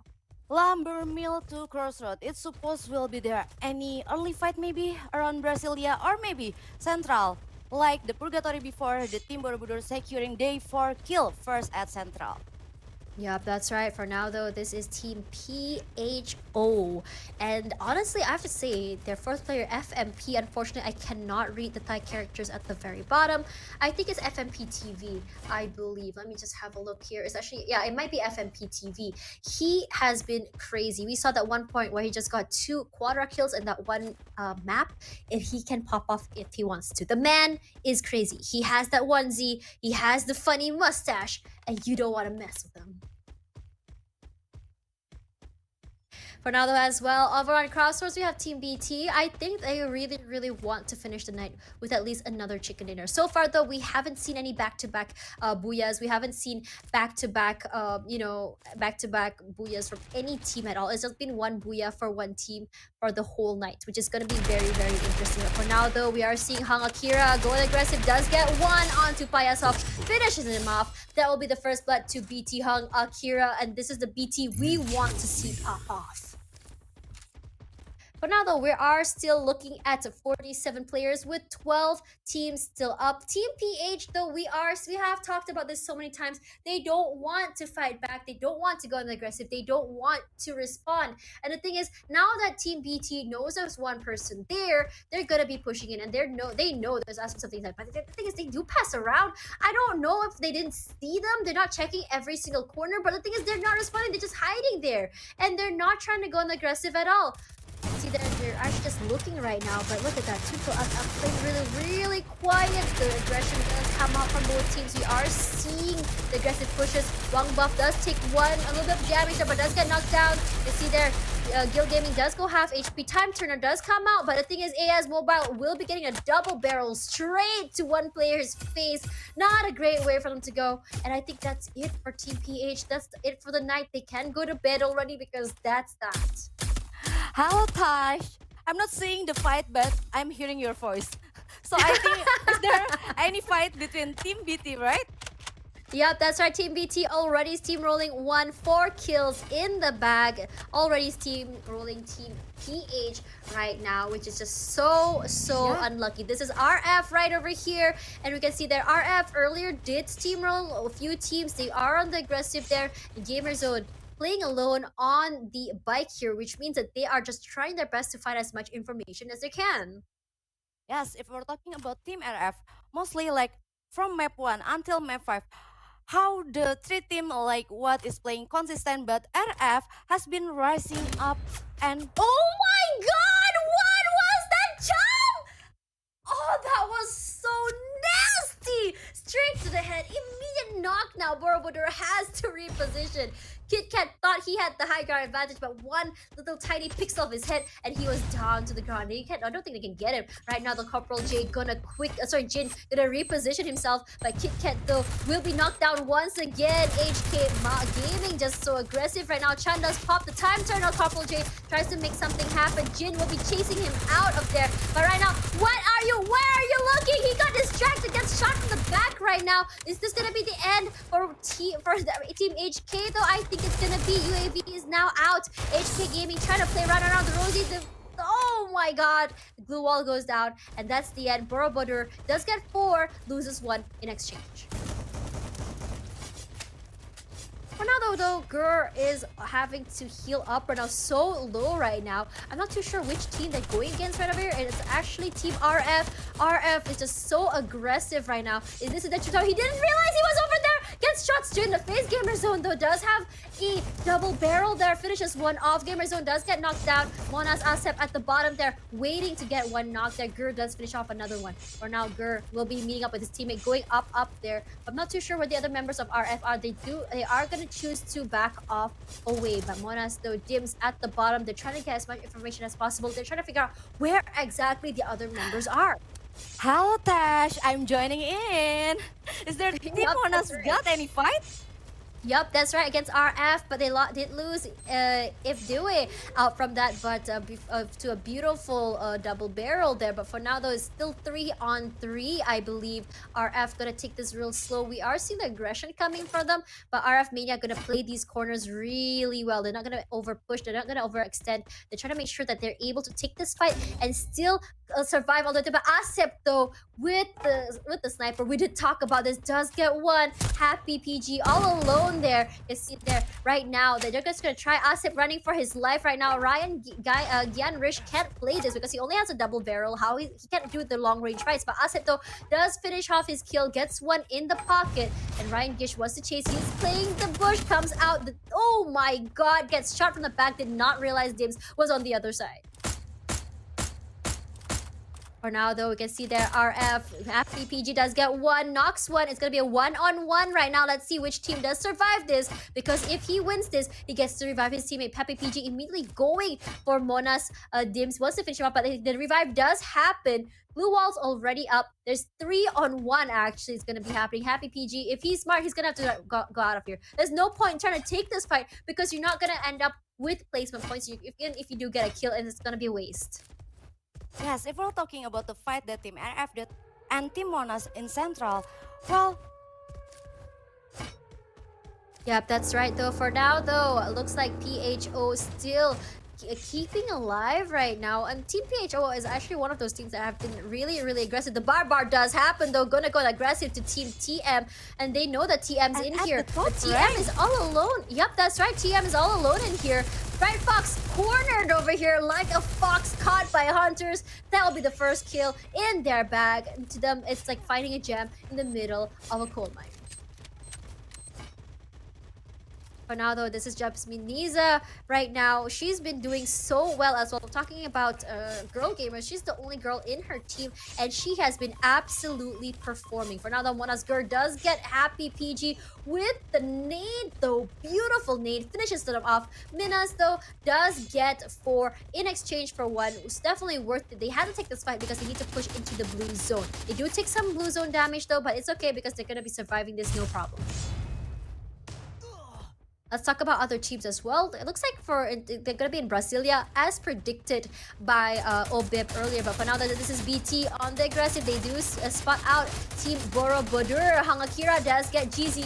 444 got to knock, finishes off his food there. Triple kill for Hangakira, doing so well. It's just so unlucky for Borobudur to meet this team so early up. And look at that, even though they do have the low ground disadvantage here, but the aggressive pushes forward. Purple JJ not able to reset at all. Gets one that is just Kuyan, but the other teammates are gonna be able to finish them off. Purple JJ now out of the game. Triple kill for AS Mobile, and you know he's a pro player. And Jin over there, and look at that sniper from Hangakira. He's just so fast with the repositioning and the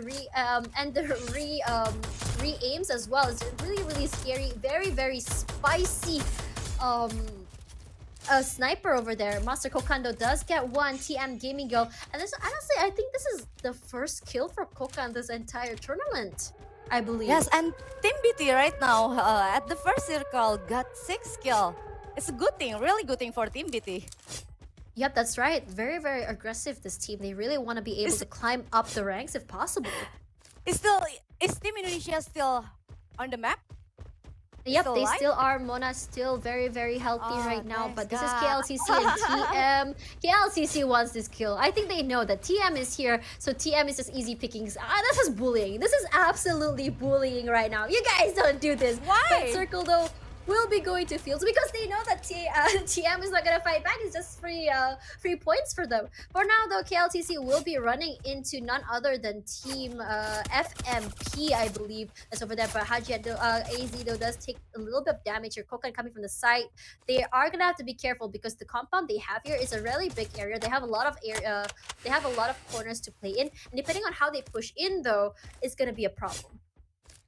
Yes, well, I'm not seeing the match right now, but Oh, I'm sure okay. It's okay. Quite. I got you. TM, though, not even going for the third party. Masakoka does throw in some pot shots, not quite hitting anyone else. The Inhaler does come out. Time Turner as well. I don't know if this is smart for him to go just straight up forward, but the word that Master Koka loves going is Benko. Maybe he'll be Benko to this time. Benko means bent, or just like, you know, like a piece of metal just bent. So that's what he's trying to be talking about. But Master Koka forced to heal now. 4 heals left. He does have 3 glue walls, no grenades. I don't know how he's gonna try and play this, but for now, the KLCC is just looking very scattered. They're not playing together, which is the problem. I'm not sure if it's a communication issue or just like a more of like clash of personalities rather, because I know that Master Kokan does have a strong personality. Hajiat as well. Papu can be pretty strong as well. So depending on how they play this, though, might be seeing a different thing. A grenade does come out. Rip has to move away. Doesn't hit anyone, though. But Papo, though, will be the one popped by that grenade. But for now, though, Rip does get a little nice gift from the gods of the care package. Master Kokan knocked down. Will be hiding behind that glue wall. But the push here is just too much. It's just making it rain. So many nades onto Master Kokan. Not a great way to go. And this is just Beniza just pushing forward right now. She's probably just so happy because her team has been performing so consistently well throughout. Is there still a circle 1 or maybe circle 4, Tash? Yep, right now it's on circle number 2 right now. We're only on that. UAV popped up, but Hangakira does get a knock just now. Hangakira has been absolutely scary with his snipers. And we did talk about a few really good snipers, and let's just add Hang Akira to that list because he's been absolutely scary alongside Asip as well. For now though, Monas did lose one member, still alive with 3 though, but very happy with the 4 kills in the pocket. For now though, they're going to be pushing in through the side of Brasilia, and it looks like it's going to be a very easy push because it doesn't seem like there's any other team nearby. For now though, this is KK going to be running into KLCC. They're going to see how Sua with a double vector gets one, finishes off Aja's PC. That's the end of that. 1 kill in the pocket, 2 total for KK. And Mr. D official does get Hajian. Just really unlucky for them to run into such a strong team. KLCC though wants to, uphold the legacy of KLCC. Is just not happening though. Master Kokan, you're disappointing the Malaysian players, the Malaysian team right now. Chill, Taz. But right now I'm looking from the stream on the BOOYAH, and I'm seeing here's a 10 team left, right? Yep, that's right. 10 teams still up, but looks like in the circle is only KK, 1 member of TM, and TM is still surviving till now. This is possibly the longest that we've seen Taj Mahal survive. But for now, this is Intra as well. They don't have any kills. They're still very alive and very healthy, but they are going to be meeting with FMP, and we know that FMP can be absolutely scary. This is definitely a very scary team that they have to fight, but Best wasn't aware that he's getting shot at from that corner there, but PH Rukawa gonna push forward here, and look at that RIP gonna just make some work there for Makasik. Makasik just stuck in that corner when they're taking advantage of reload to move away. The UAV does get popped out. Everyone is very aware where everyone is, and for 20 seconds everyone on this area will be known. For now though, we are seeing Rip still waiting there. He's trying to just wait and see if anyone does pop his hit. But for now though, the care package does come out from the side there. But we have seen FMP TV. He's absolutely crazy. Already 2 kills in his pocket and 1 from Ojo Gaming. For now though, we are looking BT Gaming. Get us finish off Dims from the side of Monas. Not a great place for them to be right now. But look at that, more care packages coming down. But Kuyin though gets Gur. Not looking great for Monas, especially if they want to finish off this match. Makasik already pushed out FMP. Does he know that he's getting shot at from behind? But thankfully RIP is there. But Monas though, Gil Gaming will be finishing up. At Best will be going down thanks to Ojo Gaming. And for now though, that flank did not work out. Ojo Gaming does get Japitos. Vest will be out. Japitos now just bleeding. I don't know what Ojo Gaming can do. He's in trouble, stuck in the middle here. He does glue wall himself inside. He does not want to give the point to him, but Mr. D official though finishes off Ojo Gaming in the end. For now though, FMP right now, Ojo Gaming still bleeding to death over there. And for now, Jasmine Niza is going to help his friends team. Rukawa, though, going to try to make something happen. Makasik coming from the back here. Once this go down with a kill, Japitos goes out. Rukawa does get knocked out. Makasik, the only one left alive from Team Intra. I don't know what he's going to be able to do, but because the blue zone is pushing in, Hang Akira, though, if you look at that, does get a kill onto Slumber Q. Mr. D official finishes 1, but Intramuros will be going down. He thought that he's going to be able to zone off these players in the blue zone, but firepower coming from FFP is just too much, but Borobudur will be next one out. For now though, Taj Mahal does take 5th place. Quarter kill coming out from the side as well. PHO, only 2 players left, and undoubtedly RIP and FMP TV is definitely 2 of the strongest players for the team. Right now that they do have to fight another team in order to reach the circle. It's going to be really tough, but it's going to be Team KK that's waiting for them. And Team KK, we've seen their firepower. They're absolutely crazy, but we may be seeing a 3rd party coming from the other side. For now though, this is KK throwing out some damage there, but not quite enough to do anything. His shots are not hitting, but look at that, how aggressive their pushes are. But a double vector does come out, knocks 1, only 1 member left alive. The grenades does come in, but it's not gonna do anything because they're inside of the terrain. For now though, he's stuck outside the blue zone, gonna try and push inside. He's gonna be healing up as much as he can, but for now though, Team KK also has to reposition because they are outside the circle. Afi though bleeding to death over there. See you running for his life inside of the circle as well, because he has to watch out because from the other side though, we are seeing another team push in. Afi, I don't think Afi can be saved at this point. Amy Gaming playing with the glue walls right over here. Really good. Mr. D was really low, but 17 arm though will be finishing off Afi. That's another point in the pocket. See you solo, but does get knocked down from the play zone. Amy Gaming cannot stay to finish him off, and there is a 4th place to what for. But for now, the BT is on a roll. Gets 17 arm as well. 3 teams left, 8 players still up. Bossar Gaming did not realize his blue wall goes down. Will be hiding behind the team, behind the tree, but the time turner does come out. Racha will be able to pick up that his teammate, no problem at all. But again and again, right now Team What is playing consistent for the 6th map, but Rachalote right now has to come back at the position. Yep, that's right. We're gonna see BT versus KK. Triple kill for Guild Gaming right now. Mr. D on the aggressive gets one though. Wants to try and finish it off. Mr. D, he has 3 kills in his pocket. I'm curious to know how many members are still up for KK and how many are still for BT. But for now though, Guild Gaming does get knocked down. Kuyin is still very much alive. Quadra kill for Mr. D. Can it be a penta though? That's the question, because right now the circle is biased to the side of Mr. D. He is healing up. It's a 1-on-1, I believe. No, it's not. There's 2 members still alive from the side, 3 members from the side of KK. He's gotta be careful. Kuyin all alone right now. He does get one. Too aggressive over there from the side of Suwa. But that is the end there. And that's it. Second, BOOYAH coming from the side of KK tonight. 4 kills in the pocket. MVP will once again be Mr. D official. And finally, it's back-to-back BOOYAH for Team KK. I don't even see the match, but I know I love Suwa Gaming. Suwa Gaming, it's Bapak double factor from Malaysia, right?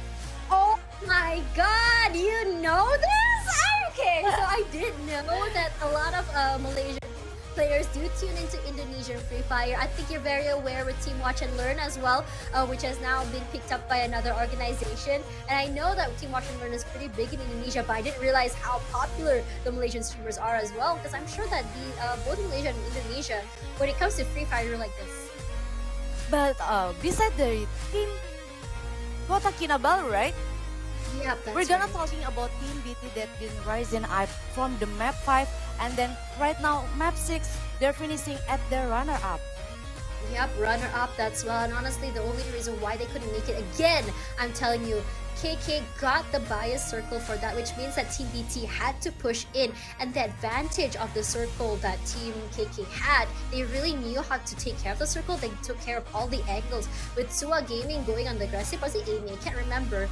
With the aggression coming from there, they did get the information they need where exactly Kuyin is, and all Mr. D had to do was just clean up, and that's actually really good teamwork coming in from their team. Hello, Tess. I could hear your voice. It's all fine. It's fine. I was just wrapping up the match just now, just saying that how, you know, the teamwork coming from KK was just phenomenal. Seeing that, it's actually really good to see as well how they ping-ponged Kuyin from different players. But for now though, we're gonna be looking at the highlights. Hopefully you'll be able to see the highlights a bit, because I really would like for you to be able to witness the final match. So right now, what do you know? Yes, Tash? But for now though, we're okay, because I think we're gonna have some technical difficulties from the side of Obib. She can't really hear me, but let me wrap this up. For now though, this is Hang Akira. We were talking about his really long range skills, and he's doing really well with that. BT though, they took so many fights when you think about it, and how they're positioned, how they played was just really good. And despite them losing one player quite early, they still managed to go on a roll. They managed to steal so many teams. And Borobudur though, they were on the aggressive. They did get so many kills, but it's just so unfortunate because they did get knocked out quite early. Not only quite early, but because honestly they took out so many fights, and because they're not able to reset from those fights, they took so many fights, which means that their resources were out. And the thing is, with more teams just getting more and more aggressive, it's actually so hard for Team Monas or Borobudur to just consistently keep going, because I think what they were trying to do is that they were just trying to get as many kills as they can on top of the placement points to kind of just really launch them ahead. But as we said, a lot of fights, yes, fights are definitely good. You need to find that sweet spot between survivability and getting kills. But if you're going aggressively getting kills, you're not necessarily going to be able to survive to the end. You're going to lose some teammates. You are also going to lose resources. But also though, FMP this time around still doing so well though, but Mr. D official was just doing so much work out of this. For now though, I still don't think Obib can hear me. But for now though, let's look at that. See where KK was actually holding. They hold for, I noticed that they're really quick in taking the real estate. They're really quick in taking the compounds, the areas. They're just really holding on to that. Afi, despite losing one player still early, Afi, because of the blue zone though, they didn't wait. They just, okay, that's fine. Just go without me, reposition what Arun that take third place. And how they played here is because look at that. The circle does come to the side of KK. All they had to do do was just kind of like throw in the damage to BT. It's either they push forward and die to the bullets, or push forward and get knocked out to the blue zone, and that's exactly what they did. Sua Gaming just too aggressive here, but that's just what happened there, and all that Mr. D had to do was clean up, and that was the win for them. I'm seeing the late game and I see how Team BT is playing so well, and they're definitely surely close got the booyah for the last match, right? Yeah, definitely. It was a very, very close one. But unfortunately, though, the circle advantage did go to KK. And I did notice, though, a lot of the booyahs that KK got is because of the circle advantage. Not a bad thing, though. It just means that luck was on their side. But in Malaysia, there is a saying for this. When a circle is biased to you, they call it "kamu beli di Shopee." Did you buy the circle in Shopee? So I'm pretty sure, like, you know, when you have a rate circle, it's like, where did you buy the circle? Oh, you bought it at Shopee for 30 ringgit or something like that. That is the joke here. And I think definitely, KK, how many times did you buy that circle at Shopee, and how much did you pay for that? That is the question. Oh my to ask. god. So KK maybe can answer that question from Tash. But how about the standing? If I'm hearing, not seeing the match, if I'm hearing the match from you, how the BT team is finally rising up, how the RF team finally rising up from the last two match. Yep, that's right. We haven't been seeing the standings from the last 3 matches, I believe. And I think it's because they want us to get surprised. They want us to have the suspense. And as a caster, though, I'm really, really curious to see how this is going to pan out. Because as you know, I mean, we did talk about this as well. Because, like, you know, because of how the point system is, it's going to be easy to see who's going to be winning. But because they haven't been showing anything, and I can't remember how many kills or the placement points each team is getting. So it's really, really, it's honestly up in the air. I don't know what's going on. Producers, production, don't leave me in the dark. I'm so nervous right now. And I'm seeing the highlight from the last match. I'm not seeing Team Indonesia at the late game. Where is Team Indonesia? Where is Team Borobudur? And where is Team Monas? Okay, so Team Borobudur and Monas decided to go aggressive. They do want to get the extra points, but I did talk about this just now as well. They are just way too aggressive. But the team that will be launching forward is Team BT. Oh my god, I can't believe this is... Oh my god, I can't believe this happened. Team Bentan will be there at 78 points, just ahead of Kinabalu by just 1 point. Kinabalu, though, their efforts did not go to waste. They did climb up all the way from the bottom side all the way to 2nd place. But Arun, though, will be taking 3rd place, but Borobudur at 4th place with 72. 71 does go to Watfo. Yeah. If you look at number 1 till number 5, it's so close. So close, but right now for the 7 is Hon Kim, 8 KLCC, 9 Redford, and Boracay is 10, 11 is Taj Mahal, and 12 is Intramuros. But if we're looking at Bentan, how many the kill point is 46 kill point. It's maybe 46 honestly, in that only comeback- 2 match from Bentan. Exactly, the comeback is definitely real. We did talk about this as well, about AS Mobile just going crazy with the kills. We did see some great snipes from them as well, and their teammates and how they work is just so good. So despite not getting a booyah every single round, not getting at least top 3 every single round, because they are going out with high amounts of kills, and this is what I'm talking about. Looking for that, you know, that really good middle part between survivability and kills. Yes, that's the most important thing in Free Fire. You cannot get also the booyah only, or maybe the kill point only.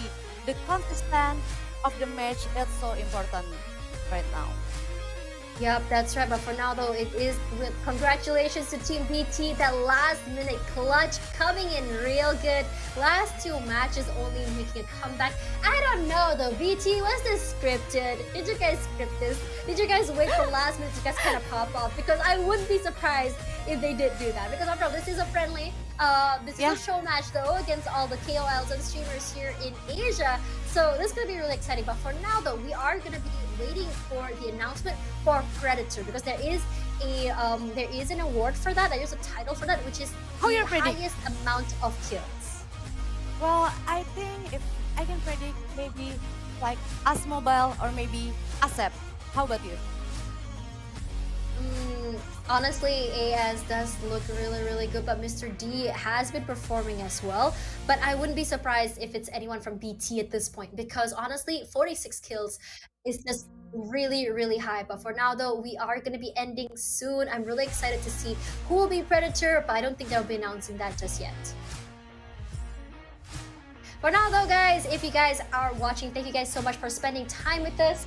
But for now, though, don't forget to follow Free Fire Official on Facebook, Instagram, and everything else in between, as well as YouTube, to find out more, to see more of the tournaments that'll be happening, as well as the upcoming tournaments that are coming Yes. soon. By the way, I'm Tash Buddy alongside Obib. Thank you so much for spending time with us, and we'll see you guys in the next one. Bye-bye, everyone!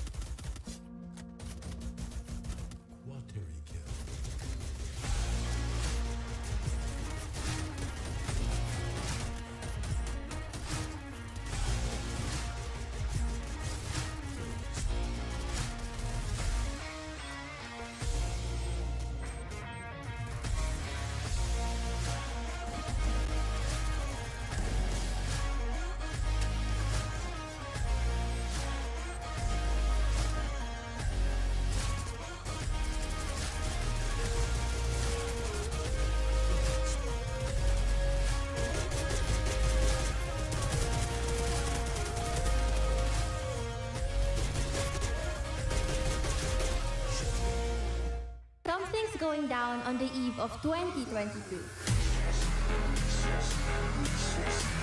A night of partying, music, games, and giveaways. All for you.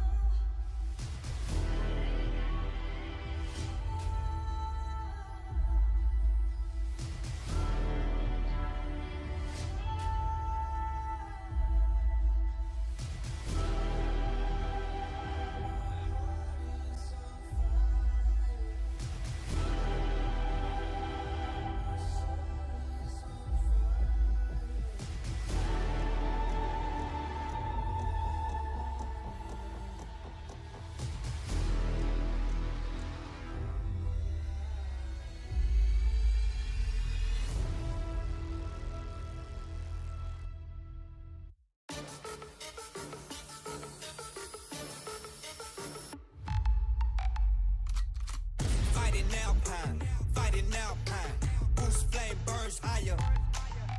Fighting Alpine, fighting Alpine. Boost flame burns higher. Fighting Alpine, fighting Alpine. Know yourself, you're an undying fire. Alpine, Alpine, Alpine, Alpine. It's Mr. Whacker, let's go. Send that snow monster back home. Leave his team covered in snow. They don't really wanna go, always when we on the road. They can't keep up with the flow. On top, we on go. Don't flop, get the dub. Whole map popping up. They don't wanna fight with us. Leave them covered in the It's dust. the snow monster, big bite anaconda. Leave him under the snow, eat lead rubber. Big slugger, Mr. Wagger, he could never touch us. He's a bluffer, his whole team isn't ready. Aim steady, make him flop like spaghetti. I'm a yay, big boss, rock steady, really heavy. Sending shots and they deadly. Come and get me, a penguin could never test me. Yeah, a penguin could never check me. Flying high in my chopper, he can't even fly in a tree. Alpine inside. Alpine, Alpine, Alpine, Alpine, Alpine, Alpine.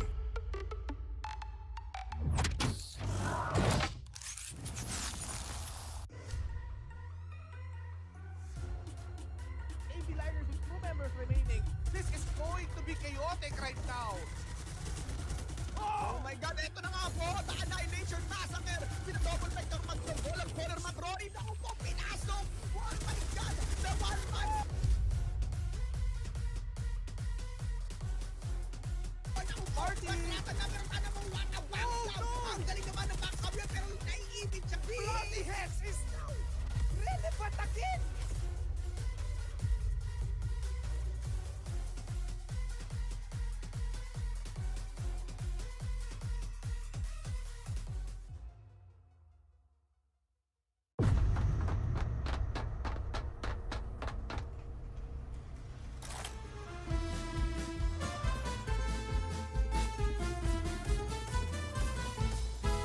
Una mattina mi sono alzato, oh bella ciao, bella ciao, bella ciao, ciao, ciao. Una mattina mi sono alzato e ho trovato l'invaso.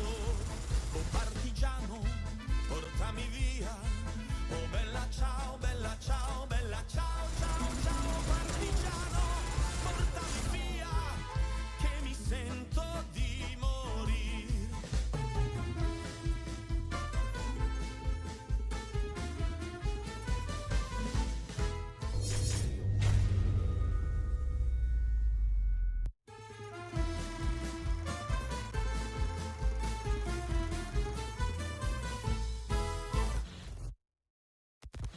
Oh partigiano, portami via, oh bella ciao, bella ciao, bella ciao, ciao, ciao. Partigiano, portami via, che mi sento di morire.